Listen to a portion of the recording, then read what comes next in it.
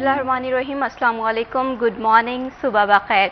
मैं हूं Mahvi Shabib, city eight 10 में खुशामदीद, इस उम्मीद और इस दुआ के साथ कि आपका आज का दिन अच्छा, बेहतरीन और बामकसद गुजरा होगा। अच्छा दिन गुजारने के लिए, बामकसद दिन गुजारने के लिए और पुरसुकून ज़िंदगी गुजारने के लिए एक चीज़ बहुत ज़रूरी होती है, वो ये कि वक्त की कदर करना। मैं ये समझती हूँ कि कहते हैं कि वक्त की कोई कीमत नहीं होती, लेकिन वक्त की सही जो कीमत है वो इसकी वक्त है कि आप जितनी भी चीज़ें हैं वो वक्त पे कर लें। हम देखते हैं कि अक्सर हम अपने आप को देखते हैं कि स्ट्रेस है, कोई काम जो है हम मोस्टली अपने इंपॉर्टेंट टास्क जो है वो कल के लिए छोड़ देते हैं, जिसकी वजह से हमारी ज़िंदगी में स्ट्रेस भी आता है, प्रॉब्लम्स भी आती हैं। तो हमें अपनी ज़िंदगी में ये अहद करना है कि जितने भी ज़रूरी टास्क हैं, जितने भी इंपॉर्टेंट टास्क हैं, जितने भी डिफ़िकल्ट टास्क हैं, उन्हें कभी भी कल के लिए नहीं छोड़ना। आज अगर आप जितने भी अपने डिफ़िकल्ट टास्क कर लेंगे तो यकीनन ये आपके लिए आसानियाँ लेकर आएगा। बढ़ाते हैं प्रोग्राम को आगे और चलते हैं हमारे पहले सेगमेंट टुडेज़ वेदर की जानिब। फैसलाबाद के वेदर के हवाले से बात करें तो हर गुजरते दिन के साथ फैसलाबाद का जो वेदर है, हम गुज़श्ता रोज़ देख रहे थे कि थोड़ा सा सख्त गर्म दिखाई दे रहा था, लेकिन ये दो से तीन दिन में हम देख रहे हैं कि वेदर में थोड़ी सी खुशगवारी आई है, जिससे शहरी जो है वो काफ़ी ज़्यादा खुश दिखाई दे रहे हैं। आज के टेम्परेचर के हवाले से बात करें तो आज का टेम्परेचर 39 रहने का इम्कान है और कम से कम 27 सेंटीग्रेड रहने का इम्कान है। ऐसे में एहतियाती तदाबीरों को फॉलो करना बहुत ज़्यादा ज़रूरी है, क्योंकि मौसम जो है वो अनप्रडिक्टेबल हो गया है। कभी हम देखते हैं कि बहुत ज़्यादा गर्मी दिखाई देती है और कभी देखते हैं कि मौसम जो है वो खुशगवार दिखाई दे रहा है। ताहम ये 1 से 2 दिन की अगर मौसम के हवाले से बात करें तो मौसम इंतहाई खुशगवार है, जिसकी वजह से ईद की ख़रीदारी के लिए भी बाज़ारों में रश पड़ रहा है, कैटल मार्केट्स में भी इसके पॉजिटिव असरात नज़र आ रहे हैं। लेकिन साथ ही साथ जो गर्मी के पीक आवर्स होते हैं 1 से 5 या 4 बजे के, उस दौरान जो है वो गर्मी की शिद्दत काफ़ी ज़्यादा दिखाई देती है। तो इन टाइम्स में एहतियाती तदाबीरों को फॉलो करना बहुत ज़्यादा ज़रूरी है। कोशिश करें कि जो 12 से 4 बजे के आवर्स है इसमें कम से कम निकला जाए, और जब भी घर से अगर ज़रूरी काम के लिए निकले तो साथ में वाटर बोतल लाजमी रखें, इससे आपकी सेहत के पॉजिटिव असरात हो जाएंगे। पॉजिटिव असरात के हवाले से बात करें या सेहत के हवाले से बात करें या मौसम के साथ साथ हम माहौलियाती आलूदगी के हवाले से बात करें तो हर साल 5 जून को यूनाइटेड नेशंस प्रोग्राम के तहत एक डे मनाया जाता है, जिसे वर्ल्ड इन्वायरमेंट डे के नाम से जाना जाता है। इस दिन को मनाने का मकसद लोगों में ये शऊर पैदा करना है कि माहौलियाती तहफ़्फ़ुज़ हमारे लिए कितना ज़रूरी है। तो इस साल जो है इस माहौलियाती डे के हवाले से जो मैसेज है वो ये है, नो प्लास्टिक नो पोल्यूशन। इस हवाले से हम मज़ीद भी डिस्कशन करेंगे, लेकिन डिस्कशन से पहले हमारे जो आज के गेस्ट हैं उनका तारुफ करवा दूं। आज हमें प्रोग्राम में ज्वाइन किया है सिटी 41 के सीनियर रिपोर्टर अब्दुर्रहमान ने। अस्सलाम वालेकुम। वालेकुम सलाम। कैसे हैं अब्दुर्रहमान? अल्लाह का शुक्र, आप सुनाएं? मैं भी बिल्कुल ठीक हूँ। Thank you so much Abdurrahman for joining us in the programme. Abdurrahman के साथ ही हमें ज्वाइन किया है मलिक अली अवान साहब ने, आप रहनुमा पाकिस्तान मुस्लिम लीग नून हैं। अस्सलाम वालेकुम। जी वालेकुम सलाम। Thank you so much sir for joining us. कैसे हैं आप? जी अल्लाह का एहसान, आप सुनाएं? अल्हम्दुलिल्लाह मैं बिल्कुल ठीक हूँ। सबसे पहले अब्दुर्रहमान, मैं आपसे गुफ्तगू का आगाज़ करूँगी कि 5 जून को हर साल वर्ल्ड इन्वायरमेंट डे मनाया जाता है ताकि आवाम में एक शऊर, एक बेदारी जो है वो पैदा की जा सके। इस दफ़ा का जो टॉपिक है वो है नो प्लास्टिक नो पोल्यूशन। आप इस टॉपिक की अहमियत को किस तरह में देखते हैं? महवेश जी, बड़ा अहम है। कल एक मैसेज जो है वो इन्वायरमेंट की जानिब से आया, मैं वो सुना भी देता हूँ कि यहाँ पर जो कागज़ के मुकाबले में प्लास्टिक अशिया के गलने सड़ने के लिए दरकार वक्त के हवाले से है कि यहाँ पर जो आम पेपर हो वो 2-2.5 हफ्तों में ज़ाया हो जाता है। जो यहाँ पर दूध के लिए कार्टून बनाया जाता है 5 साल लगते हैं उसको, जबकि जो प्लास्टिक बैग होता है, शॉपर जिसे कहते हैं, वो 100 साल का अरसा लेता है गलने सड़ने में। इस तरह से जो प्लास्टिक बोतल है जो पानी की पीते हैं वो 450 साल लेती है, और जो हम कप में चाय वगैरह पीते हैं वो कभी भी ज़मीन में हल नहीं होता। तो ये तो प्लास्टिक की दास्तान है कि दुनिया को निगली जा रहा है प्लास्टिक ना। समुंदर में प्लास्टिक जाता है, मछलियाँ उसको खा लेती है गलती से, उसके बाद उनकी जो है वो मौत हो जाती है, और ये हज़ारों मछलियाँ मरती हैं सिर्फ प्लास्टिक जो समुंदर में जाता है उस वजह से। इसी तरह से सेम सूरत हाल ज़मीन की है कि ज़मीन में जब प्लास्टिक जाता है तो फिर उसकी ज़रखेज़ी भी मुतासर होती है, फिर वो ज़मीन में हल नहीं होता और उसको जगह चाहिए। दीगर जितना भी कूड़ा है, जैसे ये जो है वो जिसको हम वेस्टेज कहते हैं वेजिटेबल्स की या दीगर अशिया की, वो चंद दिनों में खाद बन जाती है।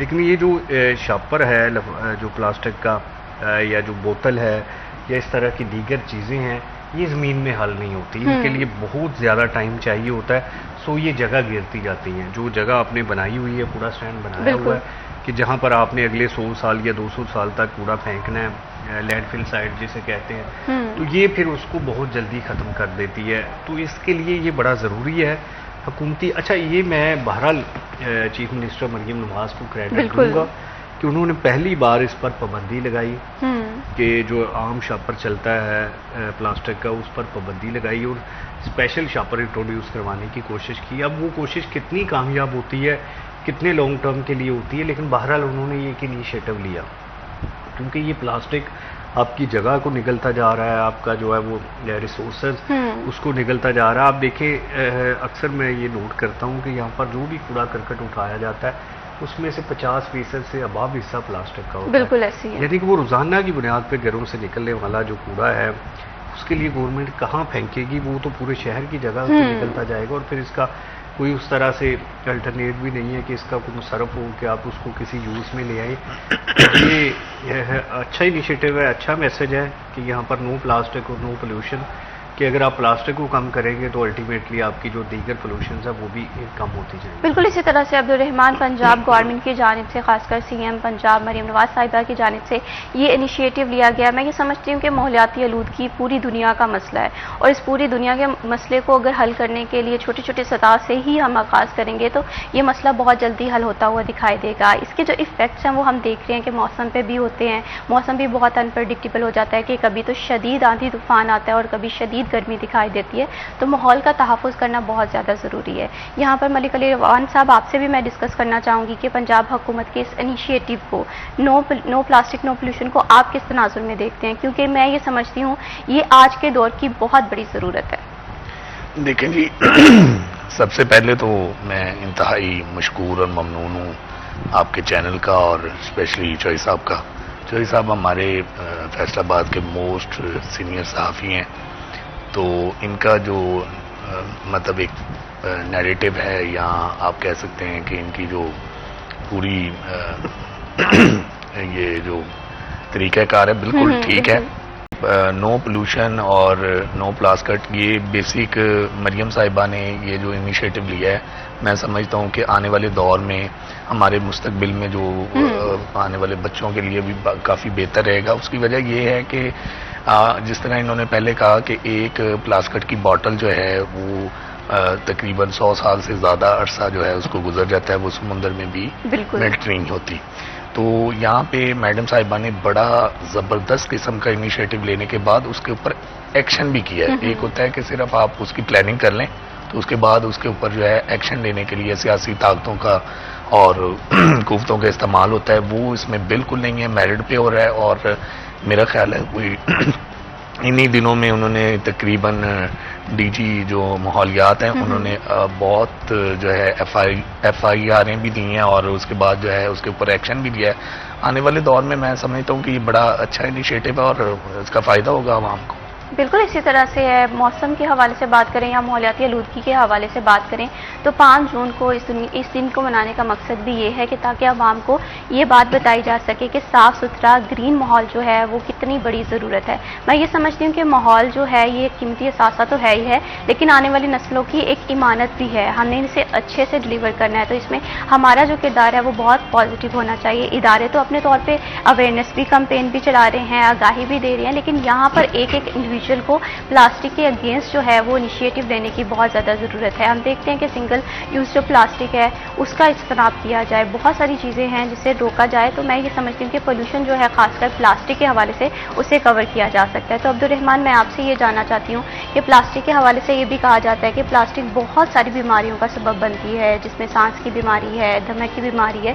تو فیصل آباد میں یہ ایشو کس طرح سے آپ دیکھتے ہیں کہ کس طرح سے اس پہ اوورکم کیا جا سکتا ہے؟ میں سوچ رہا تھا کہ جب بھی کوئی آندھی آتی ہے تو آپ دیکھیں سب سے زیادہ فضا میں شاپر بلاتے ہیں. بالکل. اور اس پہ ایک محاورہ بھی بنا ہوا ہے کہ نیری چوڈن والے شاپر طرح نہ کرو. بالکل. وہ مطلب یہ بڑی انٹرسٹنگ چیز ہے کہ یہاں پر آپ اتنا زیادہ پلاسٹک یوز کر رہے ہیں اپنی زندگی میں کہ سائنسدان کہتے ہیں کہ سمجھ لیں کہ آپ 3-4 ATM کے برابر کارڈ کھا جاتے ہیں. یعنی کہ اتنا پلاسٹک آپ کے اندر جا رہا ہے جو کہ پھر مختلف بیماریوں کی وجہ بن رہا ہے. کل وہ شہزاد بسرا صاحب بھی آئے ہوئے تھے تو ان کے ساتھ جب پروگرام کر رہے تھے کہ جو روٹی لے کے جاتے ہیں شاپر میں تو وہ کیونکہ گرم ہوتی ہے اس میں پھر پلاسٹک لگ جاتی ہے. بالکل. پھر روٹی میں پانی بھی چھوڑ دیتی ہے, ایسے لگ رہا ہوتا ہے جیسے اس کو پسینہ آیا ہوا ہے نا. ایک تو آپ کی روٹی کا ٹیسٹ خراب ہو رہا ہے, دوسرا آپ مفت میں کینسر کی بیماری بالکل اپنے ساتھ لے کے جا رہے ہیں. اگر وہ آپ کونے میں یا کسی اور چیز میں لپیٹ کے لے جائیں تو وہ اس سے کہیں بہتر ہوگی. گرم دودھ اس میں ڈال کے لے جا رہے ہوتے ہیں, چائے کا جو کپ ہے اس میں جب آپ چائے ڈال رہے ہوتے ہیں, جو بوتل میں جب بوتل گاڑی میں پڑی ہوئی ہے گرم ہو رہی ہے تو اس کے ساتھ پانی میں اس کا جو پلاسٹک ہے وہ بھی شامل ہو رہی ہے. تو یہ چھوٹی چھوٹی چیزیں ہیں بظاہر جن پہ کوئی توجہ نہیں دیتا, بالکل لیکن وہ انسانی صحت کے لیے خطرناک ثابت ہو رہی ہیں. وہ دیگر جو جتنی بھی سمجھ لیں کہ میں جیسے پھر مثال دیتا ہوں مچھلیوں کے حوالے سے یا سمندری مخلوقات کے حوالے سے, ان کے لیے وہ زیادہ نقصان دہ ثابت ہو رہی ہے. اسی طرح سے اچھا پھر جو گھروں میں اکثر یہ شوقیہ لوگوں نے ڈوگ وغیرہ رکھے ہوتے ہیں, تو اکثر جب وہ ڈاکٹرز کے پاس جاتے ہیں کہ اس نے کوئی پلاسٹک کھا لیا, شاپر کھا لیا غلطی سے, تو وہ بڑی مشکل, میں نے کبھی نہیں کوئی بچتا دیکھا, کوئی پیٹ ہوتا ہے جو بلی کا بچہ یا دیگر, وہ ان کی موت ہو جاتی ہے. تو یہ اتنا خطرناک ہے, آپ اس سے اندازہ کر لیں کہ یہ اگر چلا جائے تو یہ کیونکہ حل نہیں ہوتا. باقی ہر چیز میدا ڈائجسٹ کر لیتا ہے, یہ ڈائجسٹ نہیں ہوتا, تو پھر اس صورت میں جو ہے وہ موت کی وجہ بن جاتا ہے. تو سیم یہ انسان کے لیے ہے کہ جتنی وہ نہ چاہتے ہوئے کسی شادی میں چلے جائیں جو پلاسٹک کا کپ استعمال ہو رہا ہے تو وہ اتنا خطرناک ہے, یا دیگر جتنی بھی وہ جس کو ہم کہتے ہیں ڈسپوزیبل پلیٹس یا کپ ہیں, تو یہ انتہائی خطرناک ہے. اس پہ پابندی ہونی چاہیے یا جرمانہ ہونا چاہیے جو کوئی یوز کرتا ہے. دیکھیں مینول جو چیزیں چل رہی ہیں شادی ہال میں یا مختلف ایونٹس میں وہ چلتی رہنی چاہیے. جو ڈسپوزیبل ہے اس سے پرہیز کرنا چاہیے, کیونکہ اس کا پھر بڑا مسئلہ بنتا ہے. اس میں پھر اس کا جو ری یوز ہے وہ اس سے بھی زیادہ خطرناک ہے. اور پھر کہا جاتا ہے کہ بہت سارا جو ہسپتالوں کا فضلہ یا دیگر چیزیں ہیں پلاسٹک ہوتی ہے ان سے یہ ری یوز کر کے اس کو بنایا جاتا ہے, تو پھر یہ اور زیادہ خطرناک ہو جاتا ہے. تو اس سے حکومتی سطح پر اس کا انیشیٹو لینا یہ بڑا اہم فیصلہ ہے, بڑا زبردست فیصلہ ہے. یہ بڑا دیر پا اس کے اثرات مرتب ہوں گے. پھر اس کو باقاعدہ ایک سلوگن کے ساتھ متعارف کروایا گیا. تو سارے سال میں اگر ماحولیات یا دیگر محکمے مل کر یہ ایکٹیویٹیز کرتے رہیں پلاسٹک کے خلاف, شاپر کے خلاف, دیگر اشیاء کے خلاف, تو دیکھیں گے گریجولی, جیسے پاکستان جب سے بنا ہے تب سے گریجولی چیزیں بڑھی ہیں نا, وہ گریجولی کم ہوں گی. ہر سال لوگوں میں تھوڑا شعور بھی آئے گا, لوگوں کو جرمانے کا خوف بھی ہوگا. دو چیزیں ہوتی ہیں, پھر لوگوں کو جب شعور آ جاتا ہے لوگ خود کم کر دیتے ہیں, جرمانے کا خوف ہو پھر اور کم ہو جاتے ہیں. تو یہ آہستہ آہستہ کم ہو جائے گا. تاہم یہ جب تک محکمہ ماحولیات کی سطح پہ, دیگر محکموں کی سطح پہ, حکومتی سطح پہ اس کو ٹھیک ہے واسٹ کمپین کی صورت میں نہیں چلایا جائے گا, ایڈورٹائزمنٹ کی صورت میں نہیں چلایا جائے گا کہ جہاں پہ لوگوں کو اندازہ ہو جائے کہ یہ چیز نقصان دہ ہے. بعض اوقات میں نے دیکھا ہے کہ یہ جو دھواں چھوڑتی گاڑیاں جا رہی ہوتی ہیں تو جب ان کے چالان کرتے ہیں تو ان کے ڈرائیوروں کو اندازہ نہیں ہوتا کہ وہ کتنا نقصان کر رہے ہیں, اور ان کی وجہ سے اسموگ پیدا ہو جائے گی کل کو نا. یہی ہوتی ہے وجوہات.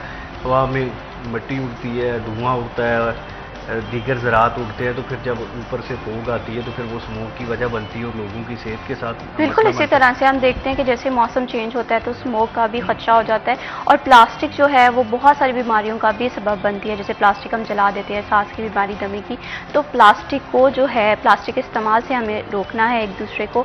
تو ابھی وقت ہو ایک چھوٹی سی بریک کا, آپ نے کہیں نہیں جانا, ہمارے ساتھ رہیے.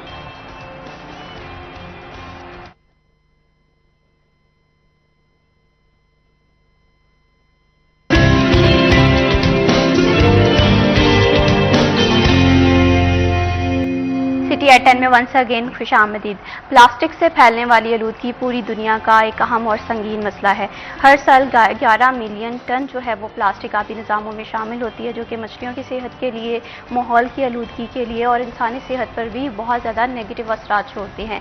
وقت رہتے ہوئے ہمیں پلاسٹک کے استعمال کو ترک کرنا ہوگا تاکہ ایک ایسا ماحول تشکیل دیا جائے جو کہ آبی جو جانور ہیں ان کے لیے بھی اچھا ہو, ماحولیاتی تحفظ کے لیے بھی اچھا ہو. تو ایسے میں پلاسٹک کی روک تھام کے لیے ہم سب لوگوں کو مل کر اقدامات کرنے ہیں. تو یہاں پر ملک علی اوان صاحب, آپ سے میں یہ جاننا چاہتی ہوں, حکومت کی جانب سے تو یہ بہت اچھا انیشیٹو ہے کہ اس دن کو ایک باقاعدہ دن کے طور پہ منایا جا رہا ہے تاکہ لوگوں میں اویئرنیس پیدا کی جائے. اس کے ساتھ ساتھ اور کون سے اقدامات کیے جا رہے ہیں تاکہ ہم ہمارے ماحول کو محفوظ رکھ سکیں؟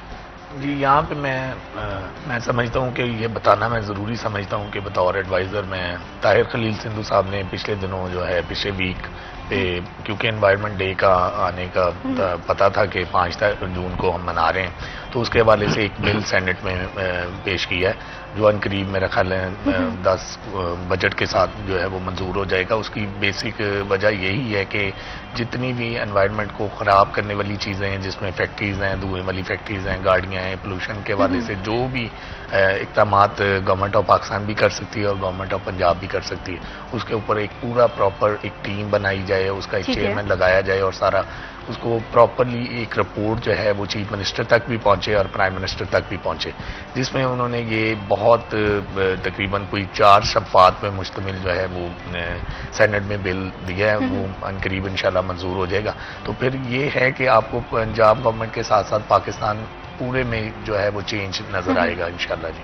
بالکل اسی طرح سے کلائمیٹ چینج کا مسئلہ پوری دنیا میں ایک سنگین مسئلہ ہے، اور میں یہ سمجھتی ہوں کہ اگر وقت رہتے اس ایشو کو سمجھا نہیں جائے گا، اس کے خلاف اقدامات نہیں کیے جائیں گے، تو اس کے جو کانسیکوینسز ہیں وہ ہماری آنے والی نسلوں کو بھگتنے پڑیں گے، کیونکہ پلاسٹک سے میں یہ سمجھتی ہوں کہ پلاسٹک جلانے سے بھی آلودگی پیدا ہوتی ہے، جو جیسے ہی موسم چینج ہوتا ہے تو اسموک کا باعث بنتی ہے، اور اسموک جو ہے وہ انسان کی صحت کے لیے اس قدر خطرے کا باعث بنتی ہے کہ سانس کی بیماریاں جو ہے وہ پھیلتی ہیں، اس کے ساتھ ساتھ ہم دیکھتے ہیں کہ سانس لینے میں بھی دشواری پیدا ہوتی ہے۔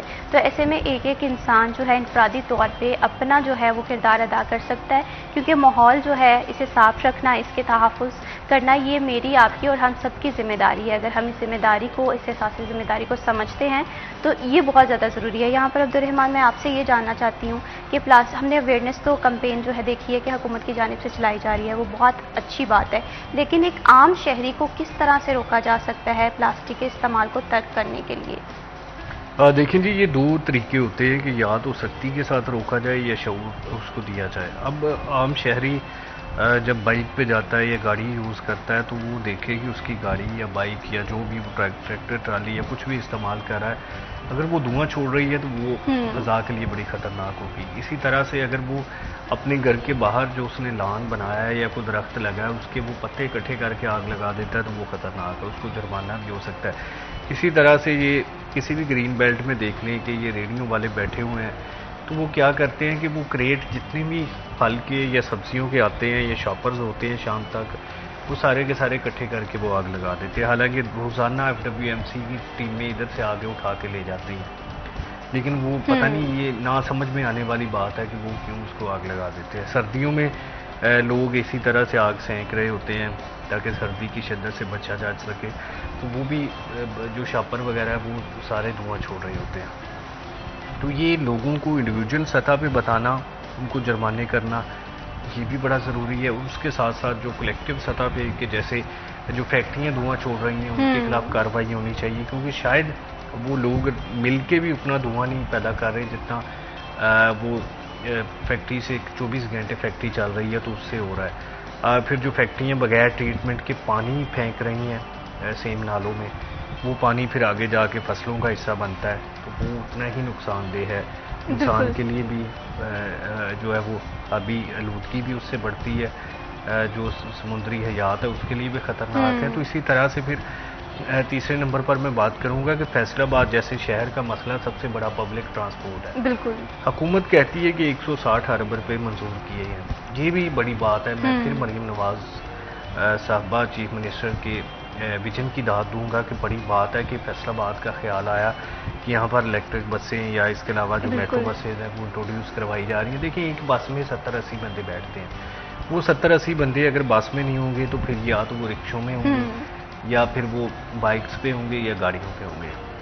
تو تینوں صورتوں میں ایک بس جتنے مسافر لے کے جاتی ہے وہ کم از کم 10-15-20 گاڑیاں، بائکس یا رکشے بنتے ہیں۔ تو پھر اگر 100-200 بسیں چلے گی تو یقیناً اس سے بھی بڑی آلودگی کم ہوگی۔ پھر جو الیکٹرک بسز ہیں ان کو تو کہا ہی ماحول دوست بسیں جاتا ہے نا، تو وہ پھر اور زیادہ جو ہے وہ اچھی چیز ہوگی سردیوں میں، گرمیوں میں، اسکولوں میں۔ یہ دیکھیں جتنا رش ہوتا ہے۔ اچھا، اس میں بھی سروے ہوا تھا کہ جو ٹریفک سگنل کے پاس گاڑی کھڑی ہوتی ہے، جب اشارہ کھلنا ہوتا ہے تو تب ہر بندہ اپنے ریس پہ پاؤں دے رہا ہوتا ہے، اور وہاں پہ جتنی ٹریفک سگنلز کے پاس آلودگی ہے اتنی کہیں اور نہیں ہوتی۔ تو یہ اگر ماحول دوست بسیں ہوں، الیکٹرک کاریں ہوں، الیکٹرک بسیں ہوں، تو یہ آلودگی اور کم کرنا ممکن ہو سکتا ہے۔ یعنی کہ یہ چیزیں کنیکٹیو ہیں، پبلک کی سطح پہ، انڈسٹری کی سطح پہ اور گورنمنٹ کی سطح پہ۔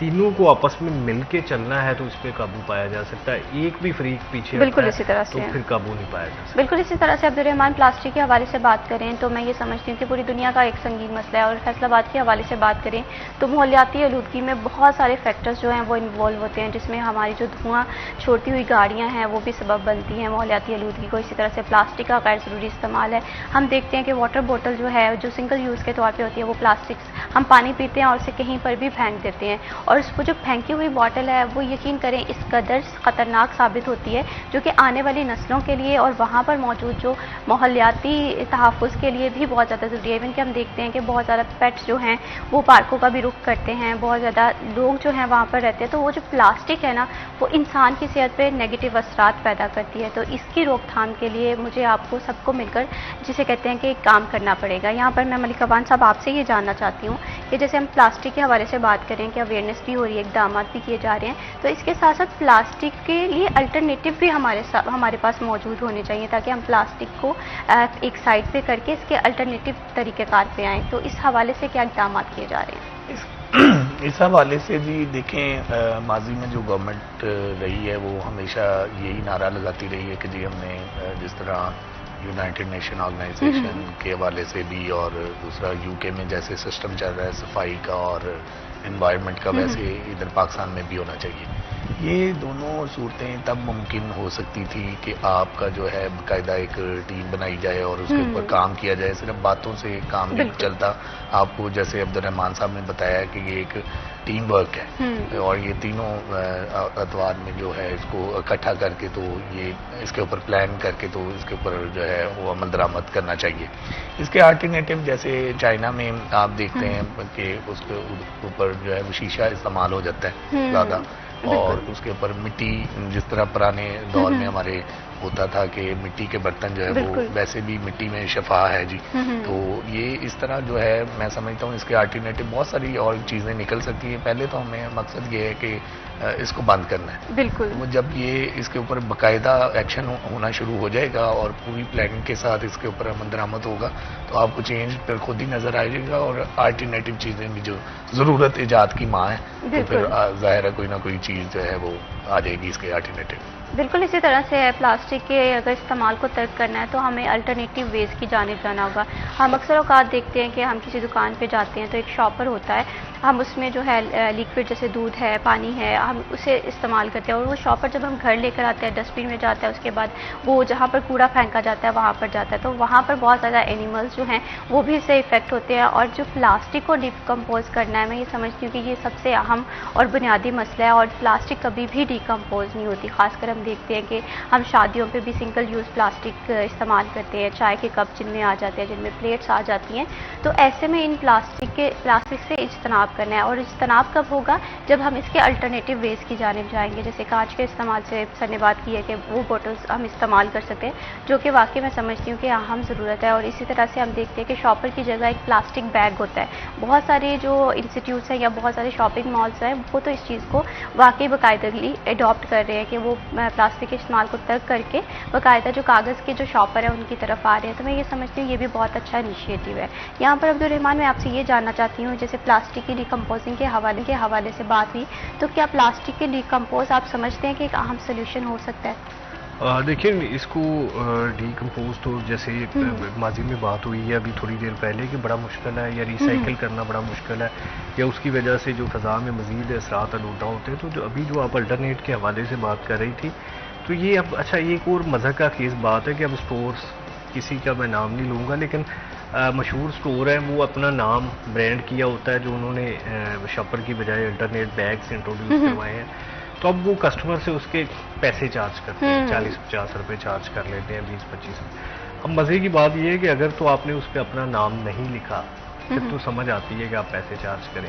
अगर आप अपनी ऊपर एडवर्टाइजमेंट भी कर रहे हैं, अपना नाम भी लिख रहे हैं अपने डिपार्टमेंटल स्टोर का या जो भी बेकरी बनाई हुई है, तो उसका नाम लिख के फिर आप कस्टमर से पैसे भी चार्ज कर रहे हैं, तो या तो आप अपनी एडवर्टाइज ना करें या कस्टमर से पैसे ना चार्ज करें। अब वो महंगा जब चार्ज होता है फिर उसकी एडवर्टाइजमेंट भी होती है, फिर लोग वही कहते हैं कि ये छोड़े आप जो है वो रवायती शॉपर दें।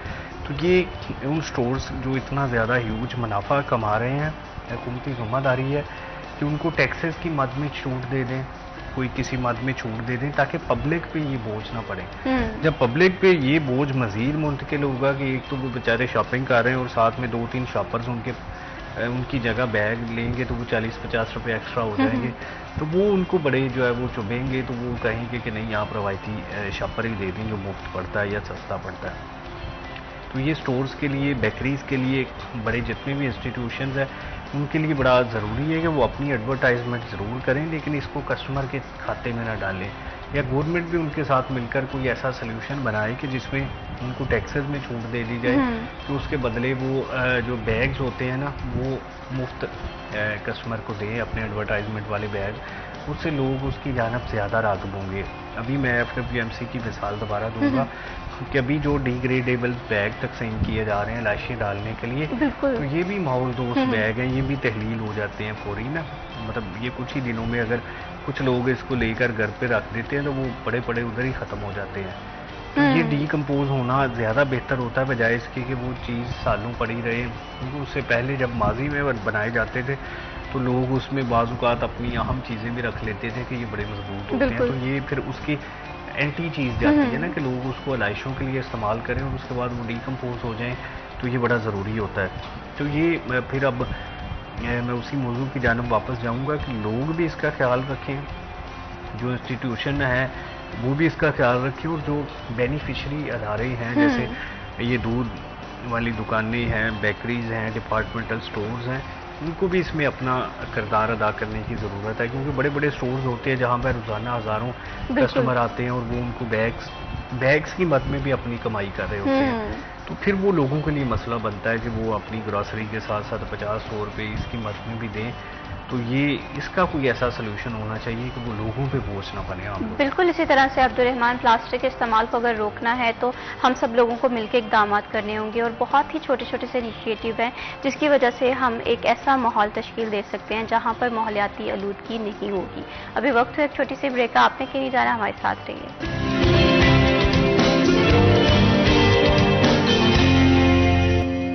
सिटी एट 10 में वंस अगेन खुशामदीद। पाकिस्तान के हवाले से बात करें तो मैं ये समझती हूँ कि अल्लाह ताला ने पाकिस्तान में 4 मौसम दिए हैं, जिसमें गर्मी है, सर्दी है, बहार है और खिज़ा है। अब हम इन मौसमों की किस तरह से हिफाजत कर सकते हैं? हम ये देख रहे हैं कि हालिया दिनों में जो गर्मी की ड्यूरेशन है वो ज़्यादा है, सर्दियाँ जो हैं वो कम है।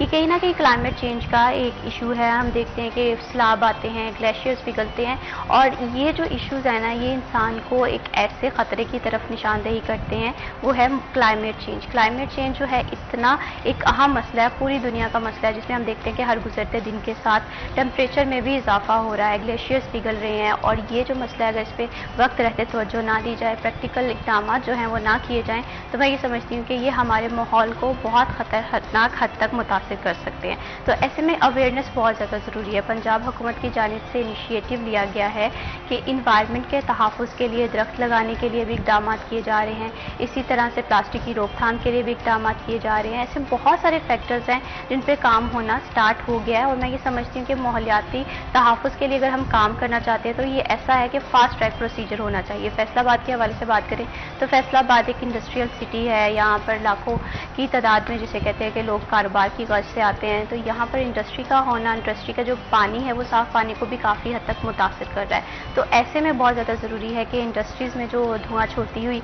गाड़ियाँ हैं या इंडस्ट्री का जो पानी है, जहरीला पानी, उन्हें भी महफूज पानी में जाने से रोका जाए। ऐसे इक़दाम करने की ज़रूरत है, और ये तभी होंगे जब मैं आप हम सब लोग मिलकर इसमें अहम किरदार अदा करेंगे। यहाँ पर मलिक अवान साहब, मैं आपसे ये जानना चाहती हूँ कि मैं ये समझती हूँ कि हुकूमत तो अपने तौर पर अवेयरनेस दे रही है, तो इसमें जो मुतल्लिका स्टेक होल्डर्स हैं, जैसे हमारा एजुकेशन डिपार्टमेंट हो गया, तालीमी इदारे हो गए, यूनिवर्सिटीज़ होगी, ये किस तरह से इस रोल में अपना अहम किरदार अदा कर सकते हैं? जैसे कि जी ये जब इसके ऊपर प्लानिंग मुकम्मल होगी, ज़ाहिर है तलीमी अदारों को भी हम जो है वो बीच में इन्वॉल्व करेंगे और बाकायदा उनको बताएंगे कि बच्चों को एक अवेयरनेस का बाकायदा एक पीरियड होना चाहिए, और उन्हें बताना चाहिए कि जिस तरह एक क्लासरूम में आप देखते हैं कि बच्चों को बताया जाता है कि क्लासरूम में आपने किसी किस्म का जो है वो گند نہیں ڈالنا. اس کے حوالے سے پلاسکٹ کی بوٹل جو ہے آپ کو پتہ ہے اسکول کالج یونیورسٹیز میں تو یہ عام ہے. بالکل. اور میں سمجھتا ہوں کہ اب ادھر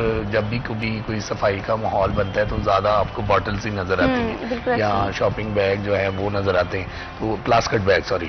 تو اس کے اوپر جو ہے وہ بالکل ہم جو ہے ایڈیو ایجوکیشن کو اور باقاعدہ تعلیمی اداروں کو مراسلہ جاری کریں گے اور جس کے اوپر ان کو ایک باقاعدہ بریفنگ دیں گے تاکہ وہ بچوں میں ایک اویئرنیس پیدا ہو. بالکل اسی طرح سے ہے. میں یہ سمجھتی ہوں کہ جو اسٹوڈنٹس ہیں یا ہماری جو یوتھ ہے, ینگ جنریشن ہے, وہ اس میں بہت اہم کردار ادا کر سکتی ہے. اگر اسے ماحول کے جو سنگین ایشوز ہیں ان کے حوالے سے اویئرنیس نہیں ہوگی تو وہ اس میں عام کردار ادا نہیں کر سکتے. ایسے میں حکومت کی جانب سے یہ بھی کہا جا رہا ہے کہ وہ متعلقہ جتنے بھی اسٹیک ہولڈرز ہیں جو اویئرنیس کے طور پہ چینلز یا ٹولز ہم استعمال کر سکتے ہیں وہ بھی کریں گے. تو یہ اچھا انیشیٹو ہے. اسی کے ساتھ ساتھ ملکہ وان صاحب, میں آپ سے یہ بھی جاننا چاہتی ہوں کہ جیسے کہ 2025 اور 26 کا جو مالی سال کا بجٹ ہے وہ پیش ہونے والا, جو کہ 10 سے 12 کے درمیان جو ہے 12 جون تک پیش کیا جائے گا یا ان درمیان کوئی بھی ڈیٹ ہوگی. تو آپ کیا سمجھتے ہیں کہ فیصل آباد کے حصے میں کون کون سے ترقیاتی پروجیکٹس آ سکتے ہیں, اور ساتھ ہی ساتھ انوائرمنٹ کے حوالے سے بھی اس بجٹ میں کوئی نہ کوئی حصہ ہوگا؟ جی, یہاں پہ میں اگر آپ کو بتاؤں کہ فیڈرل کے حوالے سے, کیونکہ سب سے پہلے سپریم کونسل جو ہے وہ سینٹ ہے, اس میں یہ اس کی ڈیٹ جو ہے وہ انشاءاللہ جی 10 تاریخ کی رکھی گئی ہے. اسی لیے انہوں نے پہلے چھٹیاں جو تھیں وہ 5 کے قریب تھی, لیکن پھر اس کو کم کر کے جو ہے وہ 4 کر دی گئی, یعنی کہ 6 سے لے کے 9 تاریخ تک جو ہے عید کی چھٹیاں ہوں گی.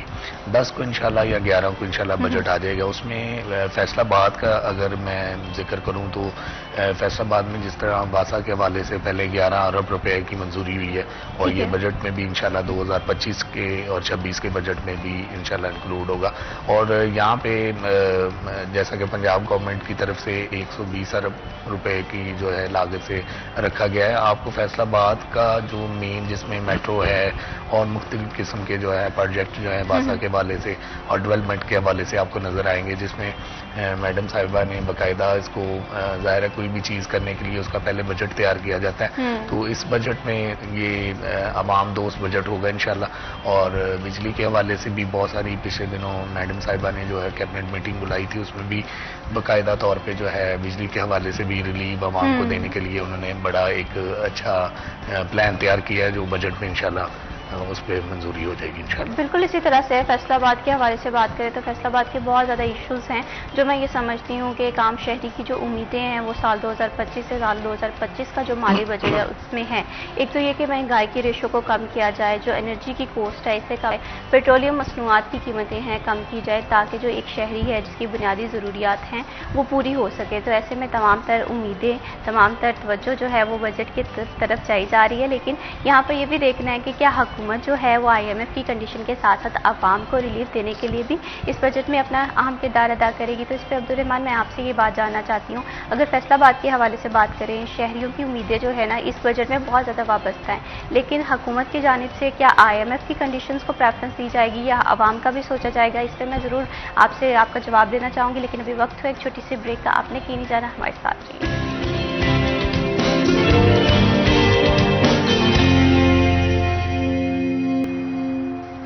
سٹی ایٹ 10 میں ونس اگین خوش آمدید. بریک پہ جانے سے پہلے ہم بات کر رہے تھے سال 2025 اور 2026 کا جو مالی بجٹ ہے وہ پیش ہونے جا رہا ہے, جو کہ 10 جون سے لے کر 12 جون کے درمیان پیش کیا جائے گا. اور ایسے میں حکومت کی جانب سے یہ تو وعدہ کیا جا رہا ہے کہ عوام کو زیادہ سے زیادہ ریلیف دیا جائے گا, لیکن یہاں پر سب سے پہلے ایک عام شہری کی ضروریات کو سمجھنے کی بہت زیادہ ضرورت ہے. یا خاص کر فیصل آباد کے حوالے سے بات کریں, فیصل آباد میں ڈیولپمنٹ کے پروجیکٹس بھی ہونے چاہیے, اسی طرح سے ترقیاتی پروجیکٹ کے ساتھ ساتھ ایجوکیشن, ہیلتھ کیئر کی جو سروسز ہے اسے بھی بہتر بنانے کی ضرورت ہے. تو بریک پہ جانے سے پہلے عبدالرحمان میں نے آپ سے یہ سوال کیا تھا کہ حکومت کی جانب سے ایک عام شہری کی ضروریات کو پورا کرنے کے لیے کیا اقدامات کیے جائیں گے اس بجٹ میں, کیونکہ عوام کی جانب سے یہ ظاہر کیا جا رہا ہے یا یہ بات کی جا رہی ہے کہ شاید حکومت جو ہے وہ IMF کی جو شرائط ہے ان پہ زیادہ فوکس کرے گی. آپ کیا سمجھتے ہیں؟ میں بھی دیکھیے شہریوں کا یہ خیال ٹھیک ہے, کیونکہ IMF کے ہم 2027 تک ان کے ساتھ الحاق میں ہے, پیکج میں لیا ہوا ہے, تو باتیں تو ان کی ماننی پڑیں گی. تو اس میں دیکھیے لیکن پھر بھی سیلریڈ پرسن کو ریلیف دیا جا رہا ہے کہ جو تنخواہ دار طبقہ ہے ان کو ان کی سلیب بڑھائی جا رہی ہے کہ جو پہلے 6 لاکھ تک تھی اس کو 10 لاکھ تک کیا جا رہا ہے، تو یہ بہرحال ایک اچھی چیز ہے. بہت سارے لوگ اس میں ٹیکس نیٹ سے باہر ہو جائیں گے اور ان کا فائدہ ہو جائے گا، کیونکہ پہلے یہ کہا جاتا تھا کہ حکومت تنخواہ بڑھاتی ہے، تنخواہ بڑھتی ہے تو وہ ٹیکس نیٹ میں آ جاتی ہے، واپس ٹیکس کٹتا ہے تو پرانی رہ جاتی ہے. یہ بہرحال لوگوں کا فائدہ ہو جائے گا. اسی طرح سے بجلی میں کہا جا رہا ہے کہ تھوڑا بہت ریلیف دینے کا پلان ہے. اسی طرح سے جو پیٹرولیم ڈیولپمنٹ لیوی ہے وہ تھوڑی بڑھائی جا رہی ہے تاکہ دیگر معاملات میں شہریوں کو تھوڑا ریلیف دیا جائے. ابھی آپ نے سنا ہوگا کہ شاید بینکوں میں جو نان فائلرز ہے وہ پیسے نکلوانے پہ بھی ان پہ کوئی ٹیکس لگایا جا رہا ہے. تو یہ اچھی چیز ہے. نان فائلرز کو جب آپ شکنجہ سخت کریں گے تو فائلر بنیں گے.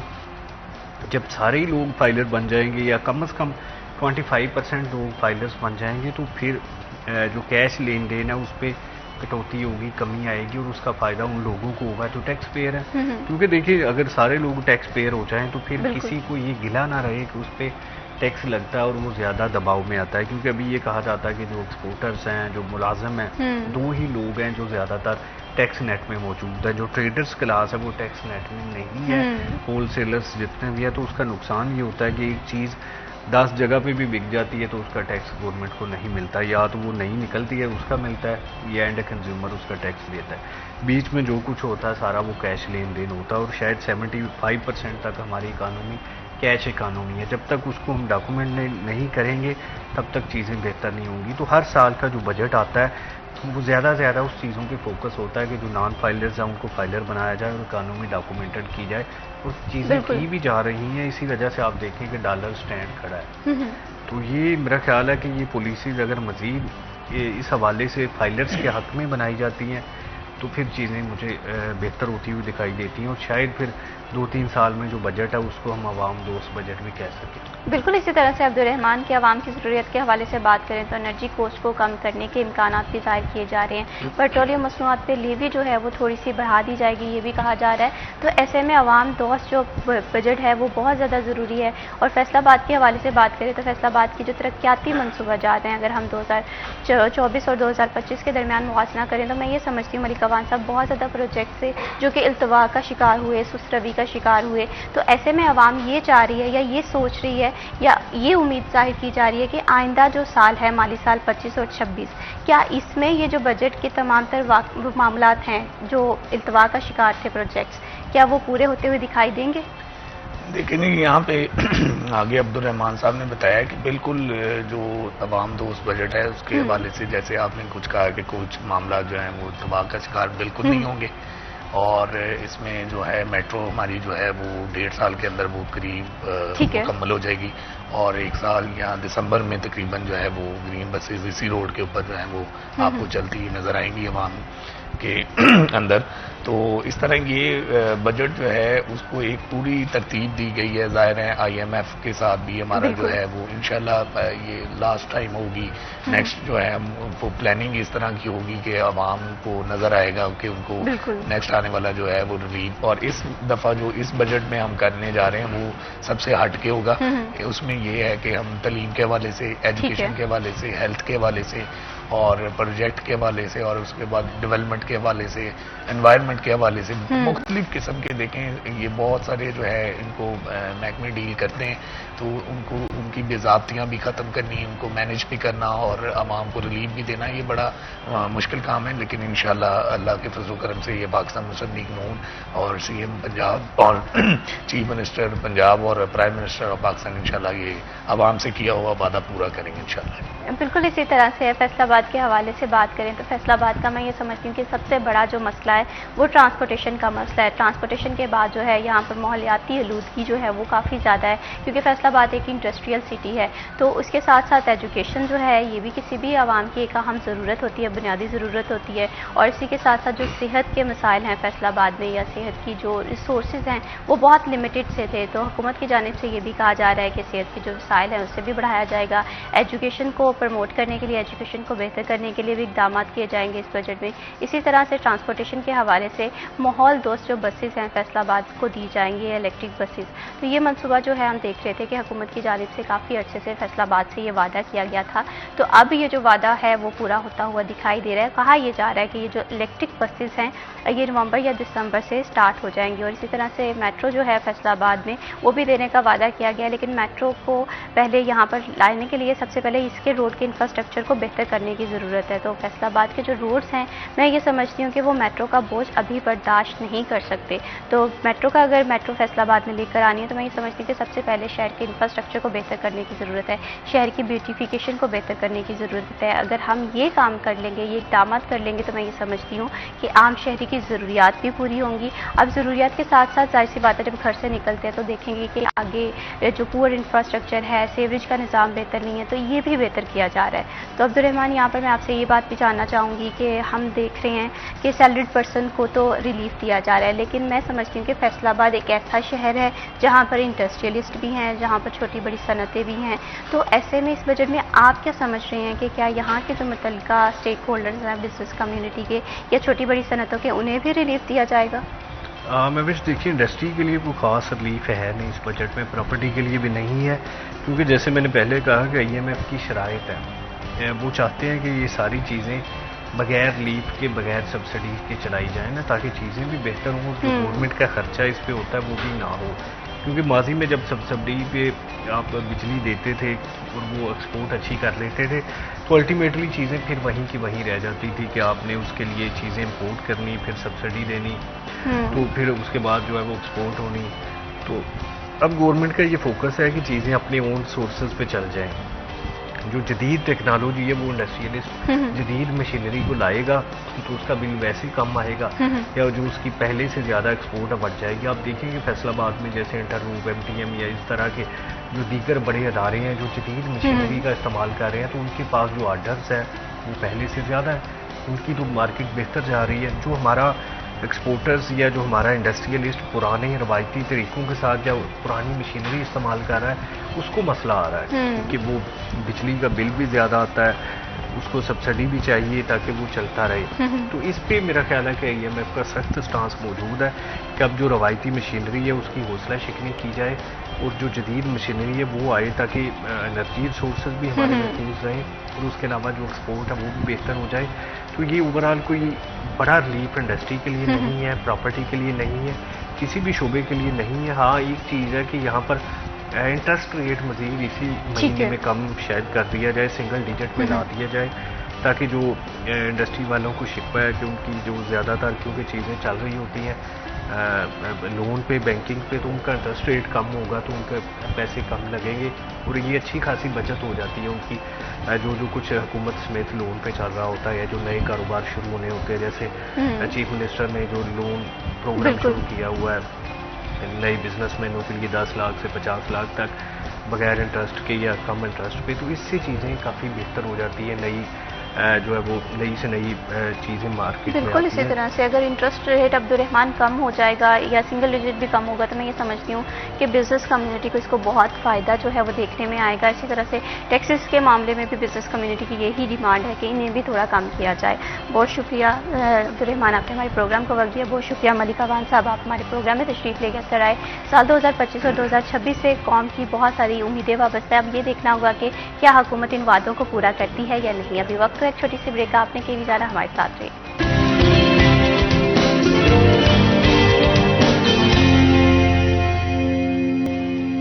سٹی ایٹ 10 میں ونس اگین خوش آمدید. پروگرام میں ہم بات کریں گے اسلام کے سب سے اہم رکن حج کے حوالے سے.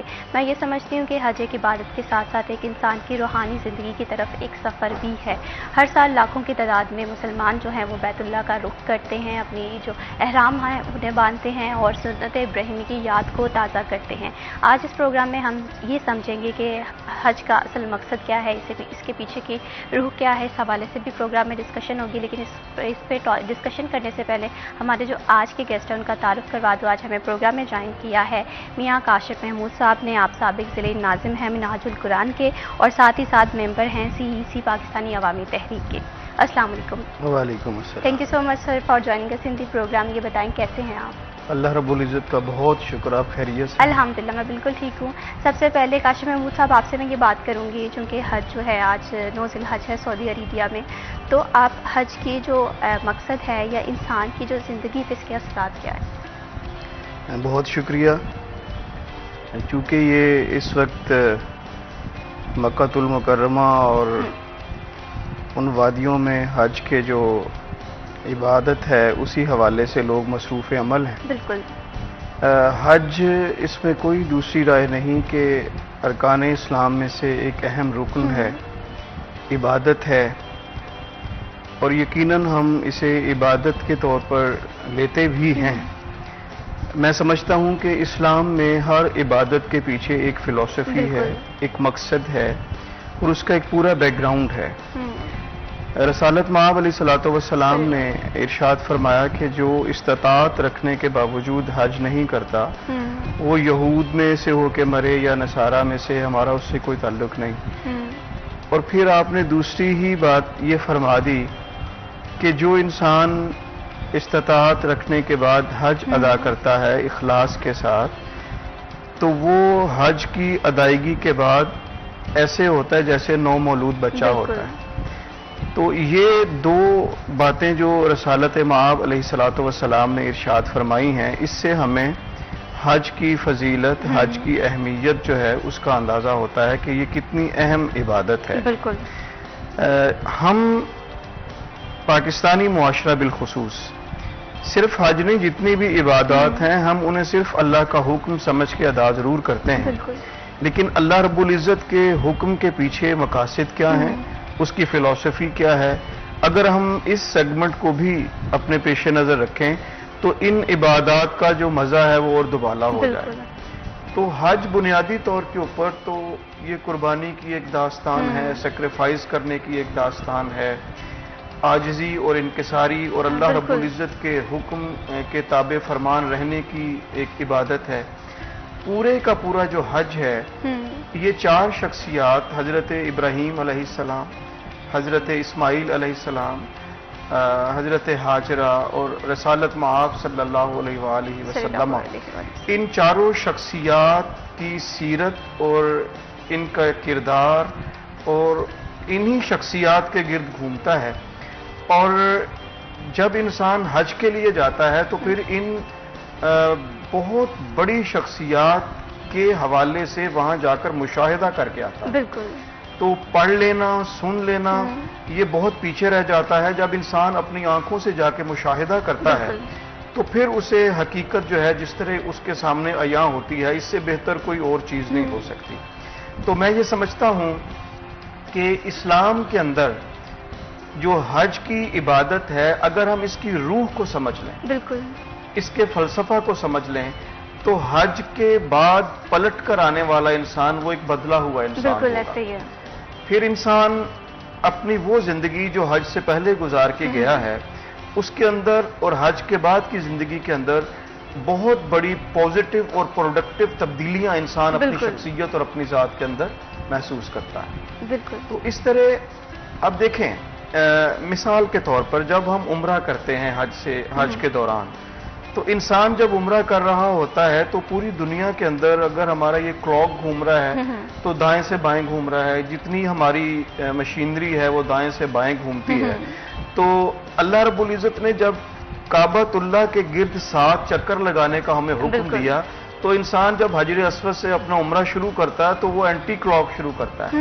تو وہاں سے ایک میسج ہمیں کیا ملتا ہے کہ یہ جو کعبہ ہے گو کہ اسے اللہ رب العزت کا گھر قرار دیا گیا ہے، لیکن یہ گھر جو ہے یہ ایک اللہ رب العزت نے ہمیں سمجھانے کے لیے، بتانے کے لیے یہ ساری بات ہمارے سامنے رکھی ہے. ویسے تو اللہ رب العزت جتنا کعبۃ اللہ کے قریب ہے اتنا ہی آپ کے اور میرے دل کے قریب ہے. تو جب انسان الٹے پاؤں اس کعبہ کے 4 چکر لگاتا ہے تو اس کا دل جو ہے وہ اس کعبۃ اللہ کے ساتھ پیوست ہوتا ہے.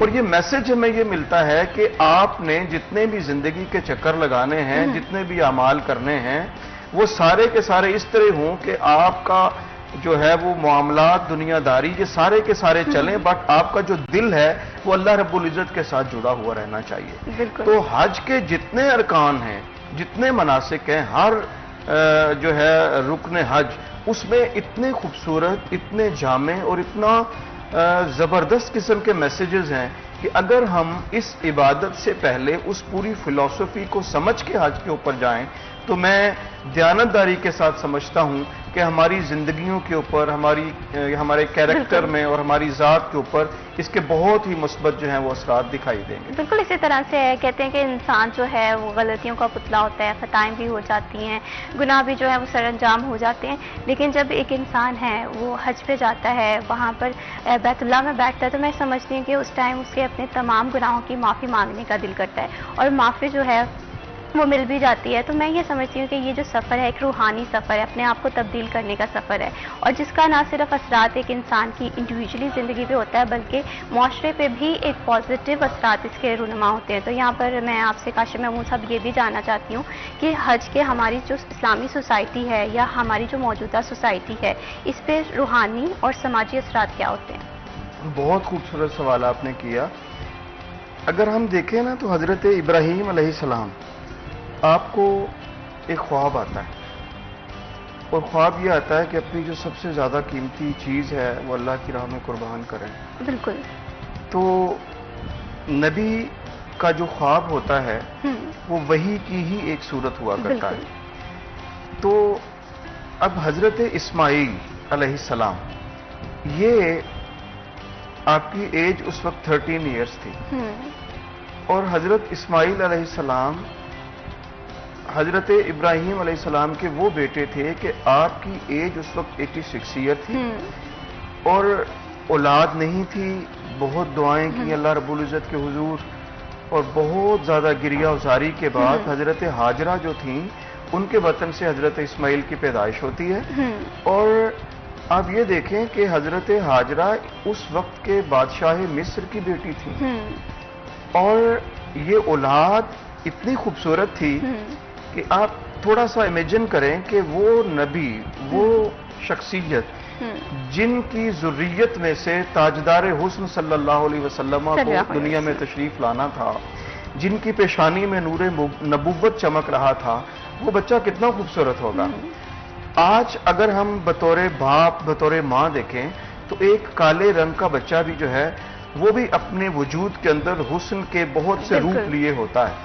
تو وہ بچہ جو نبی کا بیٹا ہے اور خود نبی ہے، اور جس کی اولاد سے نبیوں کے سردار کو آنا ہے، جس کی پیشانی نور نبوت سے چمک رہی ہے، وہ کتنا خوبصورت بچہ ہوگا، اور 86 سالہ ایج کے اندر دعاؤں کے بعد ملا۔ تو اس بچے کو قربان کر دینا، اللہ رب العزت کے حکم کے آگے سر جھکا دینا، یہ روحانیت کے اعتبار سے حضرت ابراہیم اس منتہائی کمال درجہ کے اوپر فائز تھے کہ جس سے آج کا انسان اگر اس میں سے کنسیو کرنا چاہتا ہے کچھ پیغام، کچھ درس، وہ کیا ہے؟ وہ یہ ہے کہ آج اگر ہم اللہ کی اتباع میں اپنے اندر قربانی کا جذبہ پیدا کر لیتے ہیں تو پھر اس کا ریوارڈ کیا ملتا ہے، اس کا جو ثمر ہے وہ کیا ملتا ہے؟ وہ پھر حضرت اسماعیل کی قربانی کے بعد جب اللہ رب العزت حضرت اسماعیل کی جگہ کے اوپر مینڈا آ جاتا ہے، اور اس کے بعد انہیں اس کا انعام یہ ملا کہ ان کی ذریت میں سے جناب رسالت مآب صلی اللہ علیہ وسلم جو اس کائنات کے تاجدار اور مولا و آقا ہیں، ان کی ولادت ہوتی ہے، اور یہ اعزاز اور یہ اکرام جو ہے یہ حضرت ابراہیم اور حضرت اسماعیل کو ملتا ہے۔ ہمیں روحانی اعتبار سے یہ سمجھنا ہوگا کہ اگر آج ہم اخلاص اور للہیت کی دولت کے ساتھ قربانی کے جذبے کو سمجھ کر اپنی ذات کے اندر قربانی دینے کے عمل کو شروع کر دیں تو اس کے ثمرات اس نوعیت کے آپ کے سامنے آنا شروع ہوں گے کہ جو شاید آپ نے کبھی اس کا تصور بھی نہیں کیا ہوگا۔ پورے کا پورا حج جو ہے روحانی اعتبار سے اپنے اندر اتنے معنی، مطالب اور مفاہیم لیے ہوئے ہیں کہ اگر ہم ان کو سمجھنے کے لیے ڈسکس کرنا شروع کریں، بات شروع کریں، تو میں سمجھتا ہوں کہ گھنٹوں نہیں، دن نہیں، مہینوں گزر جائیں اور یہ بات جو ہے وہ ختم نہ ہو۔ مثال کے طور پر جب آپ جاتے ہیں مینا کے اندر، جب انسان کنکریاں چن رہا ہوتا ہے تو روحانی اعتبار سے ہمارے صوفیہ یہ کہتے ہیں کہ ایک شخص ہے وہ جہاں پاکستان سے جائے، امریکہ سے جائے، دنیا کے کسی بھی ملک سے جائے، اس کے پاس کتنی دولت ہے، کتنا پیسہ ہے، کیا اس کا جاہ و منصب ہے، اس کا وقار ہے، اس کی سطوت ہے، لیکن وہاں پر جا کے وہ ایک کنکریاں چن رہا ہوتا ہے تو ایک غریب، ایک مفلوق الحال بھی وہی عمل کر رہا ہوتا ہے.